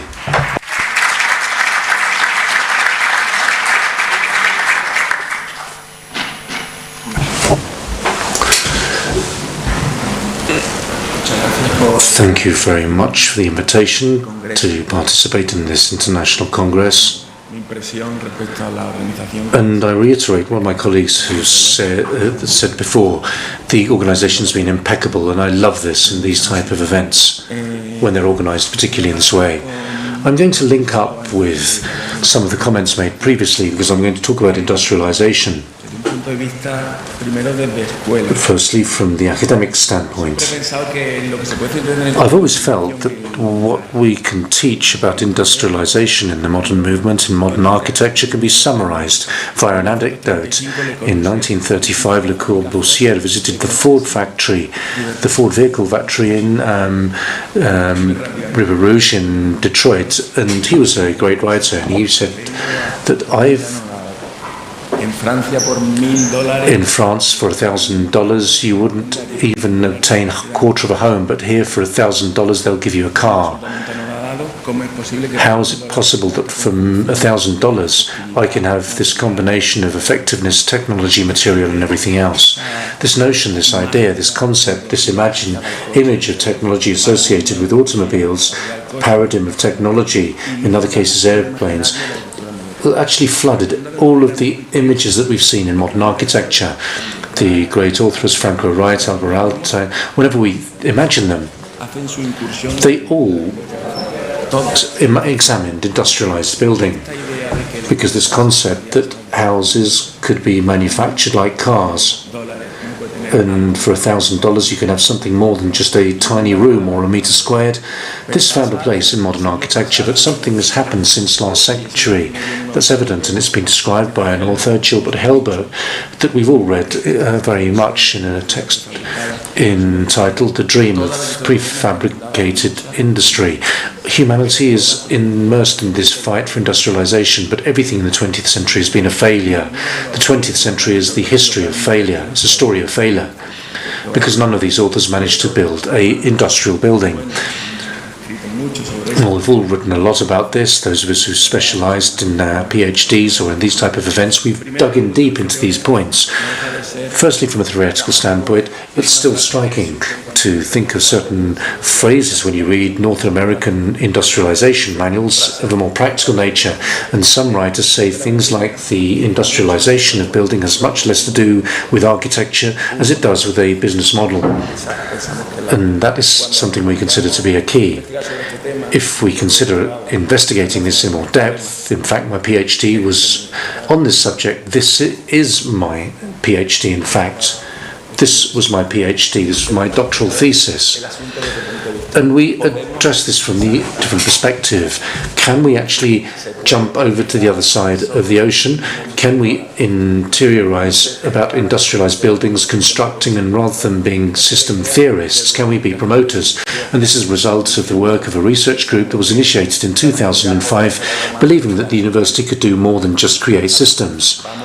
So they decided to build industrialized buildings, and this was the beginning of prototypes such as this prototype here. This was also the arcade prototype, which was based on a very simple idea, a system based on the scale of furniture.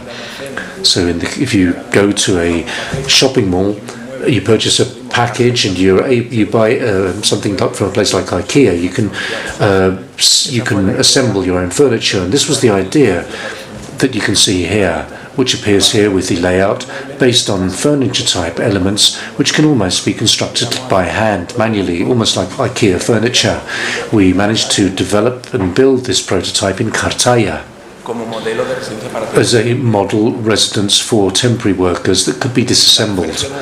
The difference with any type of research that's being carried out by the university at the time was that the researchers were actually developers.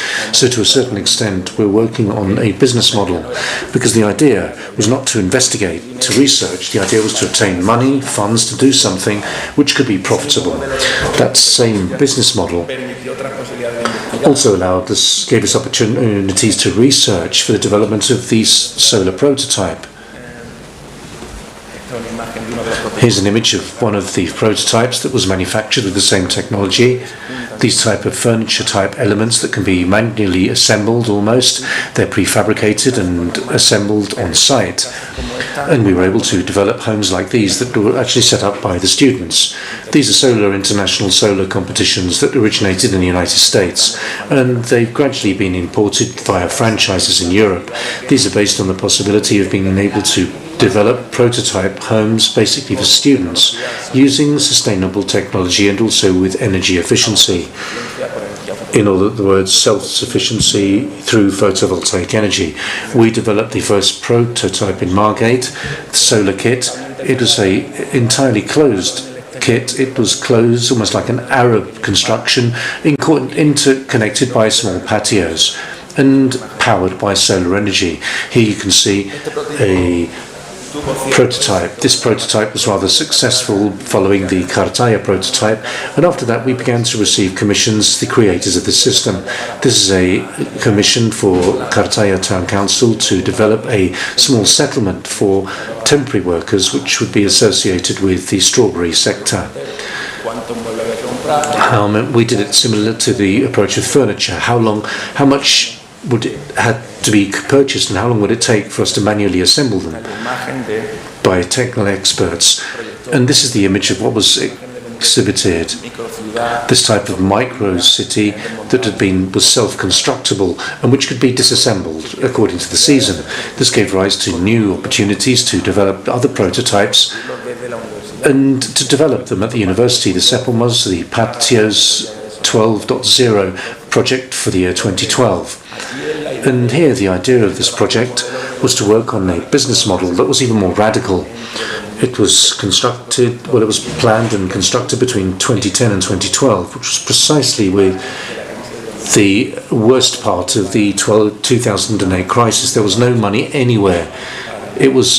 We were unable to get any funding. We had to obtain sponsorship for this. There was no money, but depending on what we could sell, we might obtain certain types of financing. And this is the image of the prototype.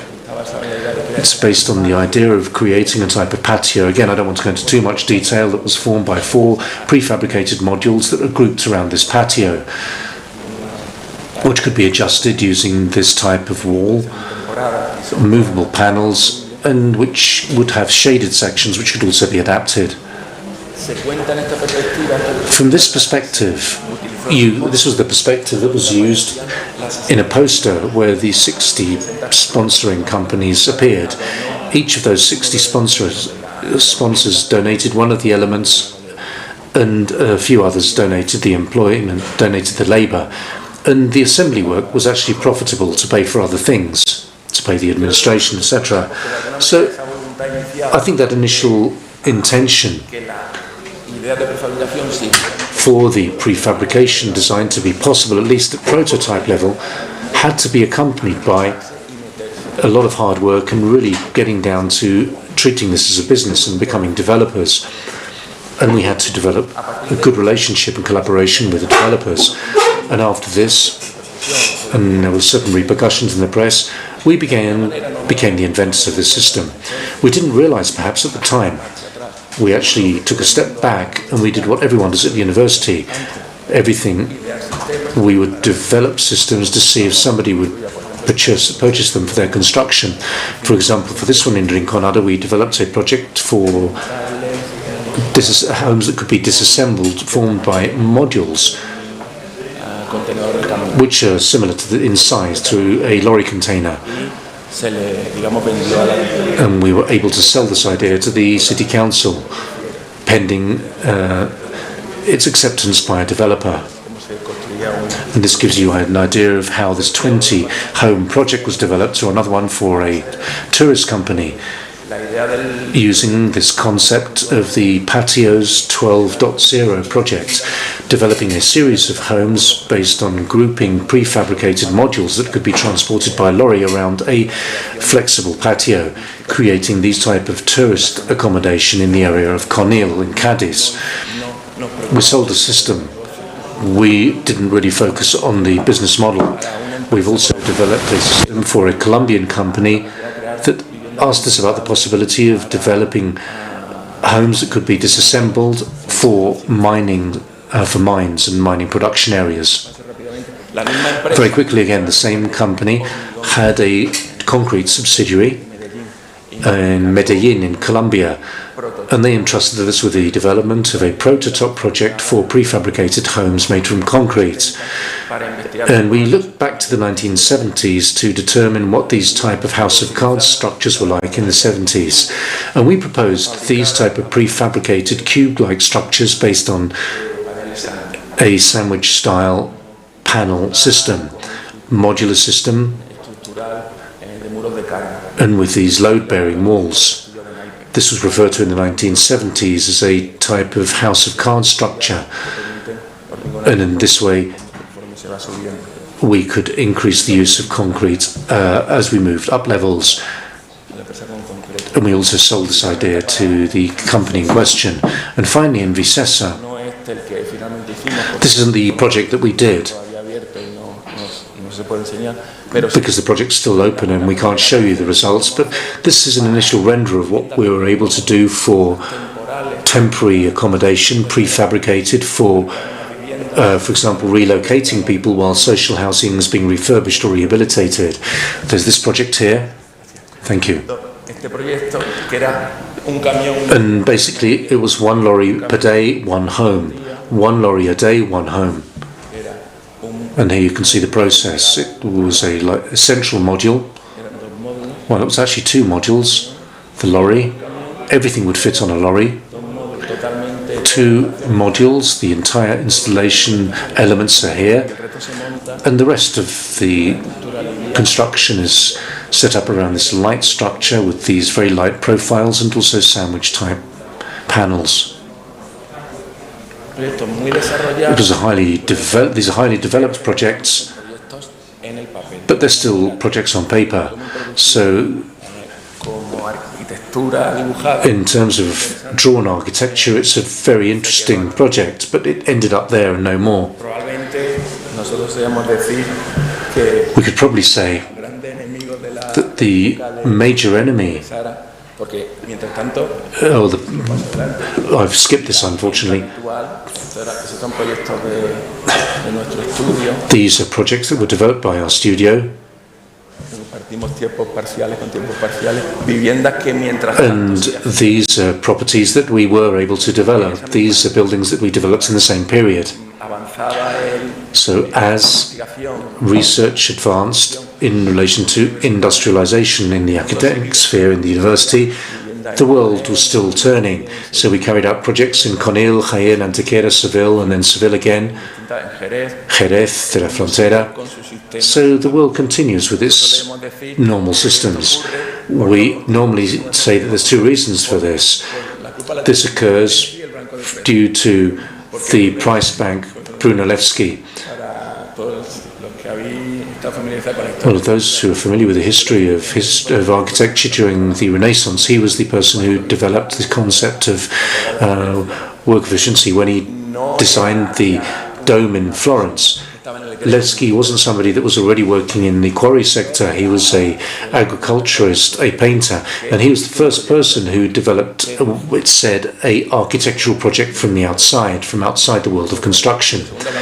And the second was the price bank, because there's no price bank for industrialization, because no price bank would calibrate costs in time, determining on how we're doing with the developer, how we can save costs. So there's no way in which we're able to assess or evaluate with precision what occurs when you present a project, because the price bank cannot do this. It can do this if we go back to the idea of prototypes, if you're within the scope of the business model, if you're actually embedded in the production sector. And I'll conclude now. I'll give you an example here of something that's happening today. This is not a housing development. It's a project that we developed in Cordoba. And I'm going to show you this as an introduction to what's going to follow. This was produced using prefabricated white concrete slabs. These are prefabricated elements. But during this construction process, we were able to contact a a facade production company, and we were able to learn about their production and business processes. Therefore, in certain other projects that we're involved in other residential housing projects, we're able to incorporate this. And I would like to end here. If you're working and operating within the system, I'm not talking about participating directly in the business. You may not be a business partner, but if you're involved in production and you know how things are done, you can evaluate costs and you can actually start working before the project starts, then we can engage in real industrialization with a company. This is taking place in Spain.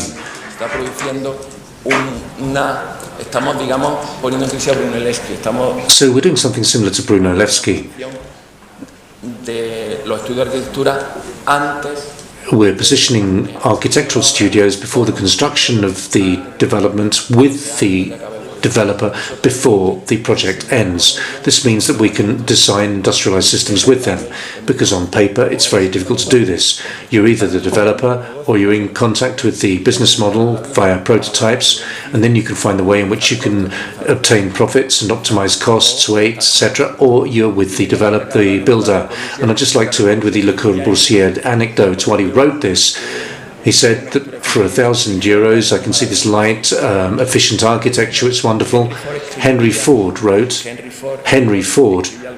something very similar and said, this is amazing, this is very light architecture. But in the next paragraph he said, and with little weight, the less you include, the more you can save. That's all, thank you.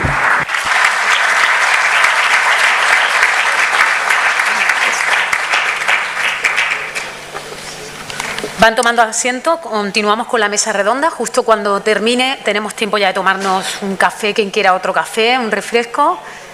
Y vamos un poco acomodando a los componentes de esta mesa redonda, de este bloque de industrialización y digitalización, construcción 4.0.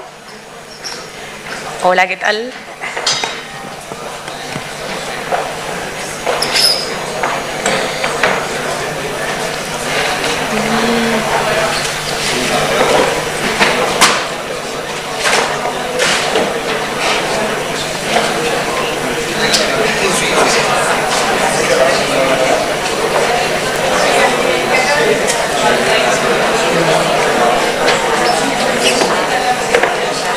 Vayan tomando asiento.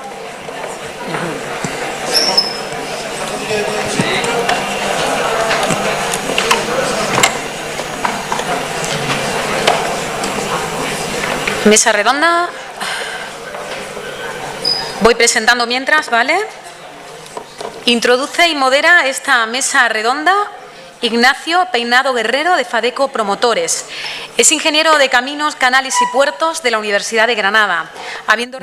From the University of Granada, he's carried out civil engineering by the University, masters by the University of Sheffield, and he started his career in the Santander Global Property of Grupo Santander, and he worked in Casa de las Torres Sociedad S.A., where he promoted more than 2,000 properties as executive general manager.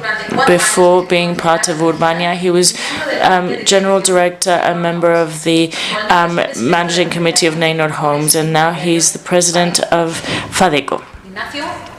Ignacio? Where are you, Ignacio? Hi.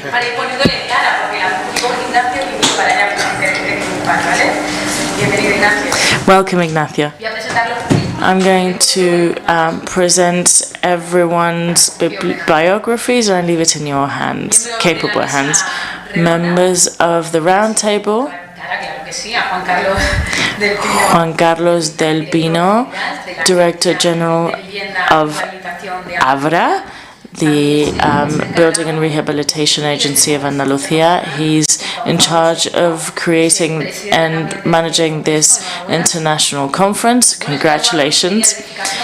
Degree in Building Engineering by the University Camilo José Cela, Technical Architect, University of Seville, and a Master's in the University of Granada. Vice President of the land managers of Andalucía and member of the Urban Tourism, Social Economy and Urban Planning Committees in Andalucía, and he's representative the Logistics Network of Andalucía. He has co-authored many papers, and he has been recognized by the Spanish Technical Architecture Association of Spain. Hello, Juan Velayos, founder of and CEO of JV20, law degree and MBA in IES, and founder and CEO of JV20, and previously he was a partner of several architectural firms, and he worked for PricewaterhouseCoopers. He has been CEO of Mixta Africa, Neynor Homes, the real estate promoter who was floated on the stock exchange in 2017.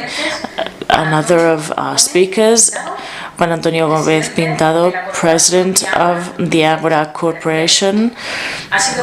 He has been president of Agocer en Vía Célere, and currently he is the president of the Vía Agora United Habitant Corporation. And in 2014, he became the president of the Real Estate Promoters Association in Madrid. And he also shares with this the presidency of the Promoters Association of Spain. He's professor of the Polytechnic School of Madrid, and also Unai Borroño Orecha, director of commercial holdings and marketing, Unai Gorroño of Egoin. I would like to start by posing a question. Don Juan Antonio, I would like to ask you. La agencia de Andalucía ahora está con Juan Carlos haciendo proyectos en madera. Pero ¿cómo llegará esta apuesta al resto de players, ¿no? Que todavía no están? ¿Por amor o por dolor? Pues debería ser por amor, pero me temo que va a ser por dolor al final, ¿no? Entonces estamos viviendo unos momentos, yo creo, bueno, buenas tardes, que no he dicho nada, perdón. Estamos viviendo unos momentos, yo creo que intensos, diferentes respecto de la escasez de mano de obra. Yo creo que se habrá comentado durante estas jornadas y probablemente nos vamos a ver abocados, no, probablemente seguro, nos vemos abocados a trabajar de otra manera, con otros modelos, otros sistemas, y no me cabe ninguna duda que la industrialización es el camino para hacer de nuestro sector un sector mucho más eficiente y productivo. Juan fue mi jefe en Neynor, pues me he puesto lejos. Te pones lejos, tío, por eso. He estado atento a las intervenciones de antes, ¿no?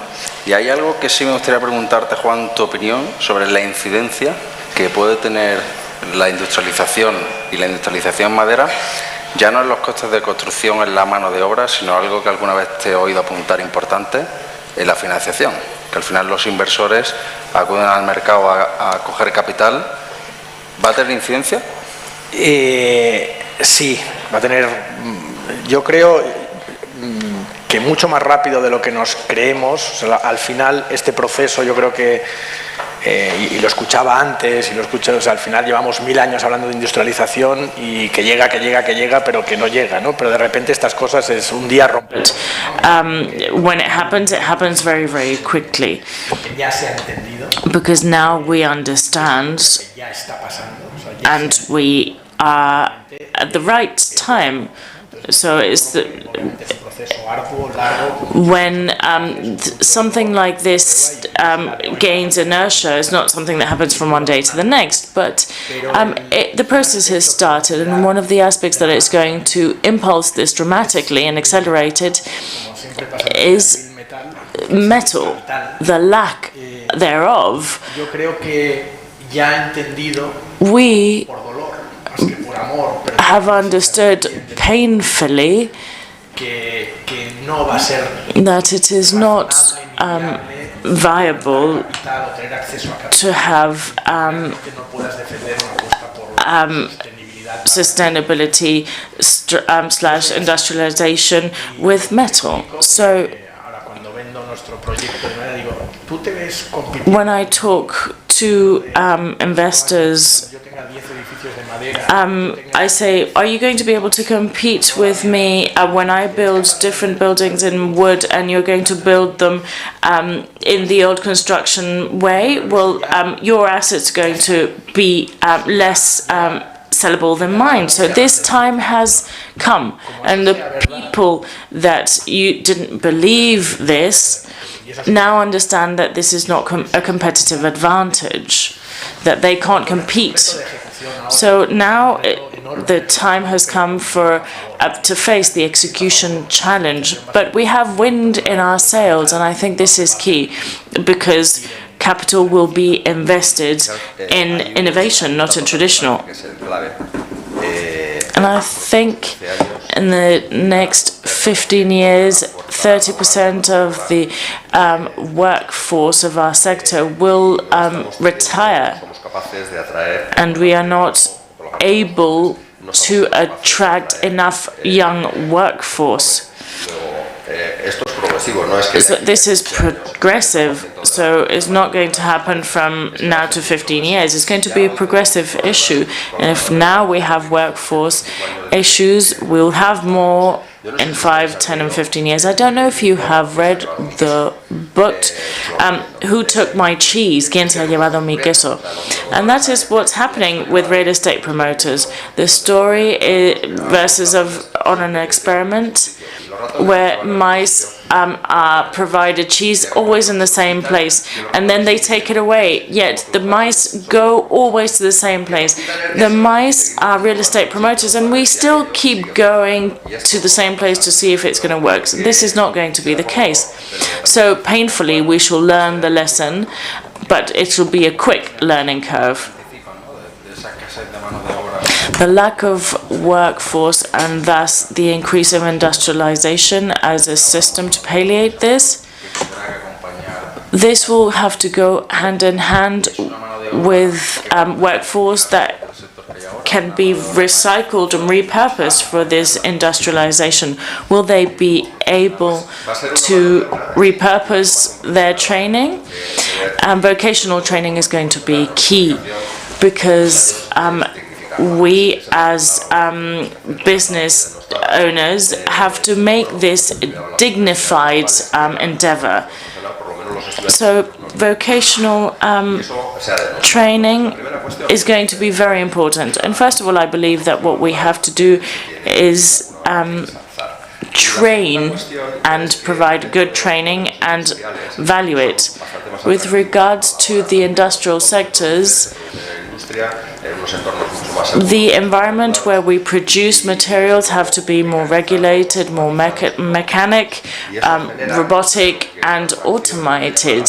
And I think this will call to us workforce that is younger and that makes our sector more attractive. But let us not lie to ourselves. Nobody is going to develop all of this technological advancement for us, so we have to work together, university administrations, public and private actors. And for this, we need vocational training and training that adapts to the model that companies need. The programs need the educational programs have to be adapted to what businesses need, so that students, when they come out, have the right knowledge and they don't have to be retrained within businesses. We also need a collaboration between universities, vocational training, businesses and administrations. We have to collaborate. It's the only way to dignify this professional path, and that will allow us to attract good workforce, and not only men, which traditionally work in this building sector, but also women, attracting women, not in terms of equality, which is important, but also in terms of making this industry more attractive, because we want both of them to participate. Thank you very much, Juan Antonio. Juan Carlos, Director General of ABRA. The public administration is using incentives, is supporting real estate promoters, and is guiding by example. So wood and industrialization. I see that you are fostering a pilot program. Please tell us. I agree with Juan Antonio in that transition to industrialization has different phases and requires an ecosystem of the administration, businesses, and training that they all work together. But in my opinion, businesses and business environments are the ones that are going to push forth the implementation of these processes. This is not romanticism, really. It's going to be something that we're going to do painfully, but we need to do it because the lack of workforce, the increase of prices, and the lack of vocational training adapted really is necessary so that we can face the great demand of housing that exists, and we have to find a way to find a solution. From the public administrations, we have to pilot projects that serve as an example and that provide these as initiatives and real options. And on our behalf, we really have told very well here in this conference and have shared with you the actions that we are carrying out. But our construction initiatives use innovative systems and innovative materials. We have signed a protocol with the University of Granada by which Abra takes a step further by providing public land in which a project is going to be developed using mixed concrete and poplar wood, to use this as a possibility of implementing these different elements, reducing the carbon footprint and foster the local industry so that we can continue growing poplars. And this is also interesting for young people. It's going to be a project to house young people, and we want to also give them a chance to leave their homes. But of course, it fosters industrialization. In terms of the number of homes that are going to be offered, and also these soft loans, it seems that there's going to be substantial support to housing, which will increase and improve accessibility.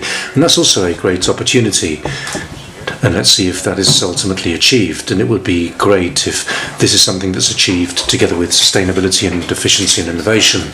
So it's important that we don't miss that opportunity. But Unai, will there be a barrier to entry in this business, which will be determined by singular buildings and creativity?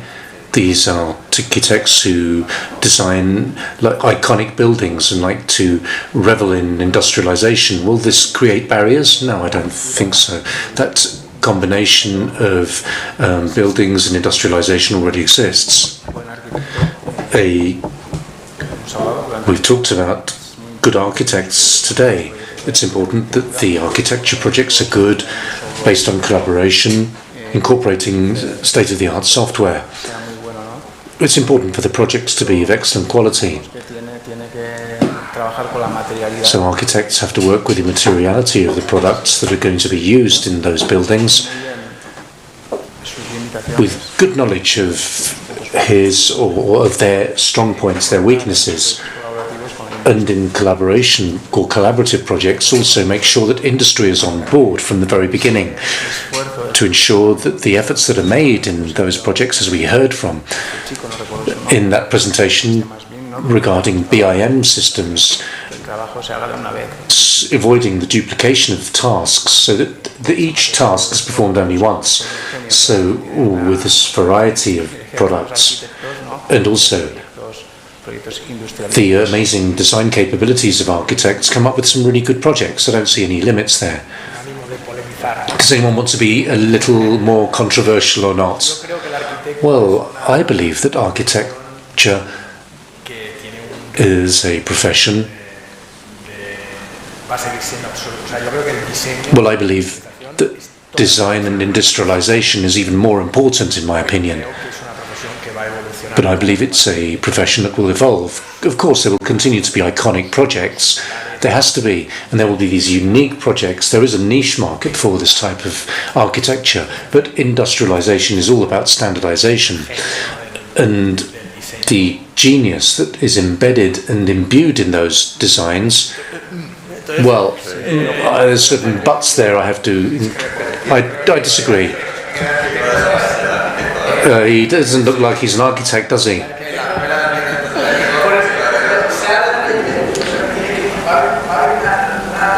I think that there is going to be a clear evolution in this respect. It will be absolutely necessary, but a certain degree of reinvention is necessary. But the architect will have to adapt to the project and the demand. It's not the same to design an iconic building as an industrialized building. They're completely different things. So the architect will have to adapt to the requirements of each project. Of course, that's essential, but the architect will have to evolve. One thing that's happening to me, at least, we're designing traditional buildings, but with wood. But that's not what it's about. We have to design buildings which are made for incorporating wood. So there is going to be a certain degree of evolution. The architect will have to evolve with industrialization. And I think we've heard this very recently. There's been a lot of talk about new technological systems which are being incorporated in design processes, as well as AI, artificial intelligence, well, as perhaps creating certain uncertainty. And some of these new tools will be able to provide solutions or new formulae for addressing those solutions. But definitely the traditional method that we're accustomed to dealing with in construction processes, in industrial processes, changed completely, because everything has to be designed and pre-designed, right down to the finest detail. There cannot be decisions which will be taken during the assembly phase, because that analysis, that architectural and execution analysis, has to be performed in the prior phase. And in my opinion, this is going to require us to adapt. But I don't think that this really goes against or undermines genius and the unique nature of certain designs. I think they're perfectly compatible. Well, unfortunately, I wasn't able to attend. I had to leave the auditorium, and I'm not sure if you had the opportunity to listen to Alberto Bayona's presentation from Naturvinza. We've just completed a project that's been a great success. And it's a project which incorporates design with wonderful architects. They're not divine, but they're wonderful. And there were certain things that had to be redone, but thanks to the prior work, it's proving to be a success. But it was a fully industrialized project. From the roof ceilings down to the garage, well, 5 floors for homes, for residential properties, with a developer, a construction company that's understood exactly what's required. I'm not sure if you had the opportunity to see some examples in the previous presentation. Well, listen, we always like to compare. And we always like to compare our sector with the automobile sector. And I think that Juan is correct. At the end of the day, it's all about repetition. Industrialization is about repetition. This doesn't mean that the model which will be repeated will be a model that doesn't present or doesn't have any architectural quality. None of us would consider that in a car production line, every car that's manufactured will be different in shape. That doesn't make sense. So it's all about repetition, standardization. And with a view to the future, there is a problem of accessibility that has to be addressed, and it's all about costs. You can industrialize developing a wonderful architectural project on paper, but you have to consider the cost. Can it be industrialized? Well, it can, but at what cost? It's all about costs, about accessibility. I'm referring to the residential sector, of course. You know, in other areas of real estate, there's different approaches, but costs is important. We have to address a tremendous social problem that we have.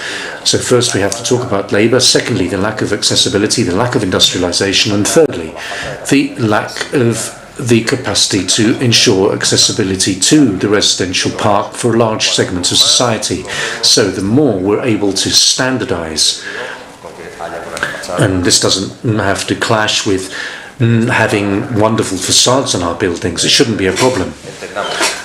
But until we understand that industrialization involves a process in which you have to perform engineering and designs where you will transform BIM language to machine code in a production line. You have to roboticize that production line, that manufacturing line, and use this and apply this in a development for 50 homes. Well, it's impossible to industrialize that. You need to have two. So when you do the design engineering and you transfer this to the machine, then you actually operate the machine, which will help you to reduce the construction costs, and in this way we're able to make the properties much more accessible. I think that the concept and principle of industrialization is all about repetition. There's something I've heard on other occasions, and I'm sure that architects have said this very often. People say that all land is different. They're all different. They all have different shape, a different form. So the other day somebody said, well, bodies are exactly the same. All bodies are different. And perhaps we haven't seen the leader of construction is somebody called Amancio Ortega, who's able to do fast fashion and everything across the board, and all of a sudden he's produced 1,000 modern suits that you'll see on the catwalk in Paris or in Miami. But these size M, L or S will fit any body. So I think that industrialization in the construction sector will probably be similar to the way in which industrialization is developed in the fashion or clothing sector. Well, as Carlos said before, we have perhaps abandoned regenerative architecture, which is all about using AI. But there will be a time, and it's just around the corner because there are programs that are underway in which generative architecture are being developed. You would take a plot, you will incorporate certain urban development parameters, you'll tell the housing program that you want 3, and you'll press click and it'll do it for you. And that will be the same for any type of plot. And this is just around the corner, I can tell you. And I know that architectures, and they'll probably cry out when they hear this, will this leave a lot of room for design? Well, it will probably be a niche market and probably will have to address the social problems we face today. Well, we can do things differently, but just as they've done with cars.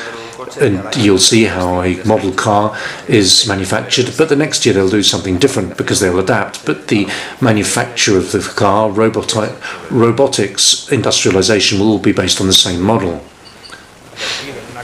Well, I'm invested in a company.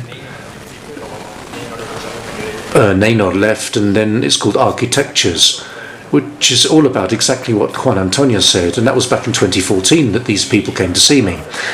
2014, 2015, and I was asking them, well, what about my investment? How's it going? And, they were always putting it off. And one day, well, they just shot through the roof. And Arquitectos, after 8 or 9 years developing their initial projects, what they needed to have were all those parameters. Today, it's more than just a draft project. It's more than just a draft project. It's almost like a basic project. I wouldn't say that it's applicable to 100% of almost all plots, but the majority of plots that they develop. So, well, with HL Boom, as happened with software, what is happening with architects? Industry has to change. We've said this, but the professionals in the industry also have to change. Architects have to be on top of the latest trends and developments. They have to be aware of the programs that are being developed. And, it may cost a fortune to be able to incorporate BIM in model development. We always come to these conferences and it seems like BIM's not really taken off. The problem is it's very difficult for us to embrace this. So professional architects have to be really on top of what's happening, if it's to do with software, generative architecture, whatever, and think about this. And this is also something that we can extrapolate to our schools and universities so that we can educate young professionals about the new technology that will be available, and not think that they're going to be just focusing on the project, which is necessary, but we know that from a cost perspective that is less relevant. I would just like to explain an initiative that's being developed by the public administration. When the process of design in an innovative public procurement program for a development of our own digital system to develop protected social housing, which is energy efficient. We're trying to develop this own system which can be adapted elsewhere, because obviously we need to incorporate data from the catalogues in order to adapt it to different types of sites. It's not just about the sites, but also the clearance in certain areas where there may be bridges, and if you can't work in 3D, you have to be able to work in 2D. So in this respect, our team is working very hard on this. We've carried out the preliminary inquiries, and we're going to announce a tender very shortly so that we're able to develop this project, because at the end of the day the administration also has to incorporate these new models into our work as well. Just one question. And of all of the stakeholders in the chain, who is interested in this most? The investor, the constructor, the developer, the entrepreneur that's going to exploit that business? Who's got the most interest in this? Well, I would say those of us who are investing in industry, those of us who are developing this industry, Unai, Juan, myself, we have factories which are currently operating, and we're the first ones who are investing in projects. And we're not doing it through pain, but through love, because we believe that the future of the sector will follow the path that we've all set, and the three of us have all selected a product, wood, each of us with different characteristics, but we're the first ones who are interested in ensuring its success. Firstly, because obviously we're investing funds, but there's no way around this. You either do it or you don't. There's obviously a steep learning curve at the beginning, but once you've got the labour, and this has occurred now with the strong commitment to social housing by three administrations, we can also add the problem of rehabilitation. There's no other way around it. There's no other option. It's the only way to go, because I think it interests all links in the production chain. We invested first. Obviously, we are interested in ensuring industrialization being successful, but it interests everyone in the production chain. But what's the greatest risk or the greatest cost? Well, in my opinion, it's due to the short-term vision. The short-term vision is who's taken my piece of the pie. Other people will say, well, don't talk to me what's going to happen in 2 years' time, tell me what's going to happen tomorrow.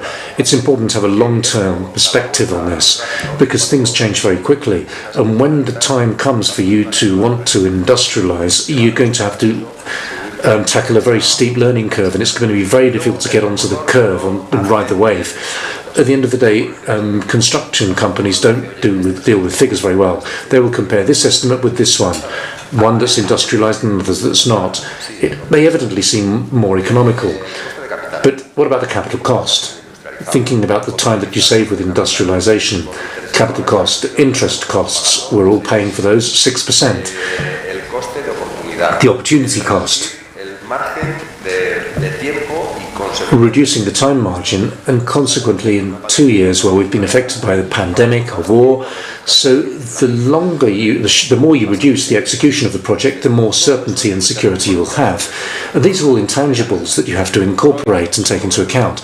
And developers will only compare estimates today, nothing else. Yes, I agree.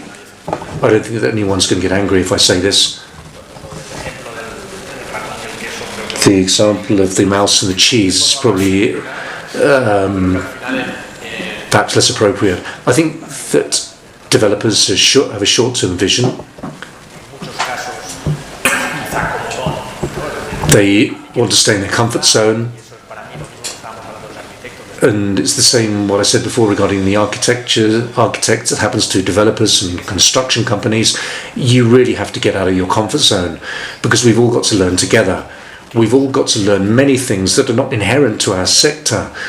Industrialization is not inherent to our sector, architecture. And unfortunately, and this is possibly the case because it's a highly granular sector, a very localized sector, or because it's deeply rooted in the location where it operates. What industry is more deep-rooted than ours, in fact? Therefore, there are a series of factors that have made it something so obvious, so difficult. Because if we continue the way we're going, we're not going to get anywhere. So the only way that we can get around this is by imposing things via regulations, and regulations, just I have to mention this, have to be changed. 2018, all public buildings, and if we continue with the initiative of the European Union by obligation, we're going to have to deal with the CO2 emissions regulations and incorporate more wood, for example, because otherwise there's no funds, or because the bank is not going to authorise a loan because the licence is not a green loan. And they'll say, yeah, we want the green label. No, it's no, put the wood label on. Well, put the wood label on. We're happy with that. But anyway, the funding will not be granted. So there will be a whole series of aspects that will be pain points and won't be done out of love. But I do believe that vogue and empty or vacuous sustainability, and there's a lot of that as well. A lot of people have jumped on that bandwagon. Many people will only contract us as architects because it's in vogue. But their days are short. The days of that are short. And there's another clear aspect. Deadlines. We're all beginning to know about investment. And if you say, well, put that in the Excel, put 2 more of the TIR rate in the Excel sheet, I think the winds are in our favour. But there's only one problem, in my opinion, that will probably make lots of mistakes because it's not easy. There's a problem of execution. And we hope that those of us in the sector will manage to ride the storm. We've got to grow much more, and we have to make sure that we do things well in a disciplined manner without focusing on just quick profits and making money fast. We have to be able to develop an industry from the very foundations, and for me that's something I'm worried about. These things like fleeting fashions. We're still like a baby in nappies. We'll all have to learn to walk and make mistakes on the way. Yes, 20 years ago, the first emblematic building that served as a lever was a private investment in the Hackney neighbourhood, and it was built from wood for economical reasons, because, as Juan explained, the collateral impacts of its construction were measured. The impact of a 9-storey building in the city for economic reasons, not because it was made of wood, and that was 20 years ago. Juan was talking about Latir and the Jill. I want to talk about living and the real estate promotion, the use of a building, the value of the business really comes from generating less building costs and create more services for the tenants. Do you think that industrialization is going to help with that, to reduce costs with those centers, for instance? And is it possible for takers to put on, to have more weight at the end of the value chain? For me, my trick for sustainability bar industrialization, I think we need buildings that are that generate JIL, because they have to be sustainable, and it's more sellable for in a market. Also, it is they are businesses that need to generate value. If you spend 3 years building and you want to sell in a reasonable timeline, it's important to have this this included into the plans. And the next big disruption is that a lot of money is invested and linked to the optimization of the design and use of a building, and their technology has a lot to add. In my case, I don't know in everybody else's, but I currently we know that we have to do this in our company, but it's within our priorities. So I think that digitalization linked to the use and exploitation of the building is the next big elephant in the room. ADI, which is a technological association, is developing and is going to sign the next agreement for the development of the collectivity of buildings and cities. Right now, we don't actually have analysis capacity to of how buildings continue. We analyze until we give it to the people that have bought it, or to the organizations.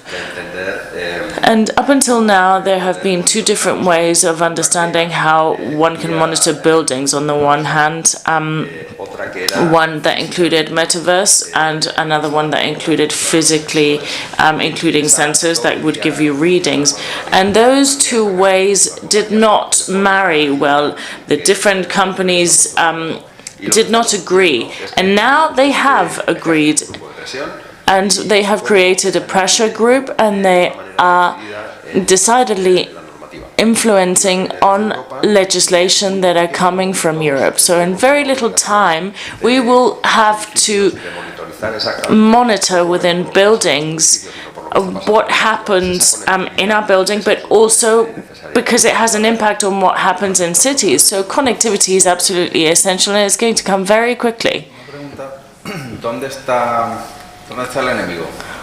Where are our risks? The fact that the tendency, the ramping up of this tendency might cause a problem. You mean industrialization? No, I think this is a road that we're now on, and there's no turning back. There will be certain sectors that will be more, more cautious, but I think legislation is the one that's the main problem. There's an asymmetry, for instance, in terms of financing. If you have an industrialized building and you follow the legal framework of the Bank of Spain, it doesn't allow them to finance a specific project because it doesn't follow the legal framework. So I think really it's the legal issues that are currently impeding the process of industrialization, because it's very difficult to fight against the tax authorities and certain legislation. And for these two ministries or departments, it's difficult for them to not stop our progress. Banks who are in quite a stationary position tend to say that the Bank of Spain doesn't really let me, but this will change. And really the status quo, the whole value chain, will imply that those that don't adapt will find a million excuses to not do things. The cost will be different, the different plots will be different, that will have different impact. I went through an experience that was a disaster. The acoustics, the wood, status quo will therefore have an impact. That is where we need the big organizations to push forward. In terms of the public administrations, I don't think, and I'm not saying we should penalize, although we should, but companies that are building and constructing a specific type of, they're designing buildings that are energy A classified. They are putting a lot of effort into doing something correctly, so they should not be penalized. It's on the other hand, the companies that are that produce C rating buildings should be the ones that are penalized. So from public administrations, it makes no sense to impose a specific type of building, yet they permit such a wide range of different building classifications. And we shouldn't appreciate or pay the same way those that do the work correctly and those that don't. An example, in the province of Borgoña, if you build in wood, because of the CO2 negative impact that it has, therefore reducing the impact, it increases their possibility to build. Someone that is building more expensively but that is bearing the environment in mind, in fact, the public administration in Borgoña is providing them with 30% more of construction viability. So there can't be an imbalance, because we have to have legal frameworks that allow us to promote the building sustainably, not allowing, for instance, C classification buildings. So that way we push towards sustainable building. In this sense, I wanted to add that currently there's an opportunity, and it'll be ongoing, in terms of the public administration and housing stock promotion. There's a lot of European funding directed and dedicated to sustainable housing being built. And we have time frames that need to be met, and I think industrialization is not necessary, but because of its very nature of allowing us to build quicker, it's in itself we are pushing things forward. The banking institution that are fostering this, and they're providing funding. And they are not, and they're also taking into consideration stockpiling. We're really talking about a lot of millions of euros, so industrialization plays a fundamental role.